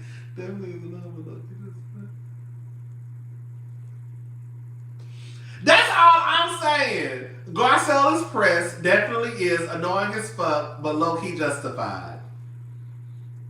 I think Garcelle should pay Dorit dust, but I don't think we should forget about the stuff that has been said and what has happened between the two up till now. It's almost like, you know how I feel like everybody giving Gizelle a pass this season? Because now Gizelle is the likable, oh my God, we love Gizelle, she's season 1, but like everybody just forgetting about what Gizelle, I don't care. I don't care about none of these. Girl, I'll be back when Alana come on. Okay. We'll come back, girl. Let me save my energy, because girl, I'm about to do the windmill. Let me save my motherfucking energy, because I'm gonna need this energy for when girl Alana come back on, and I gotta come down here and windmill for my girl. Okay. I'm not gonna give Garcelle too much of my energy, because girl, I gotta save all of this energy. So, girl, when Atlanta season 16 come back, girl, I gotta have all my shit together. So when I gotta come in here and windmill for my girl. Okay. So, girl, fuck Garcelle. She'll be alright. Girl, we gotta be ready for Kenya. I feel like I gotta be ready for my girl. Okay. I gotta wait. So I gotta save my energy, girl. Because I'm focused on the wrong shit, girl. Kenya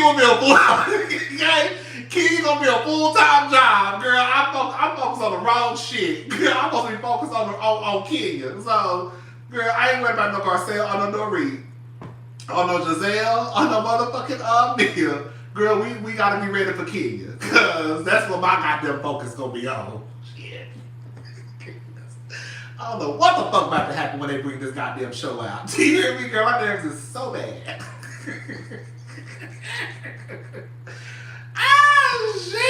Oh shit.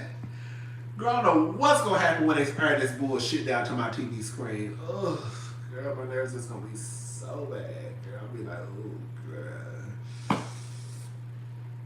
Oh, wait. Anyways, y'all, alright, I'm gone. I'll talk to y'all tomorrow. Y'all have a good night. Bye, y'all.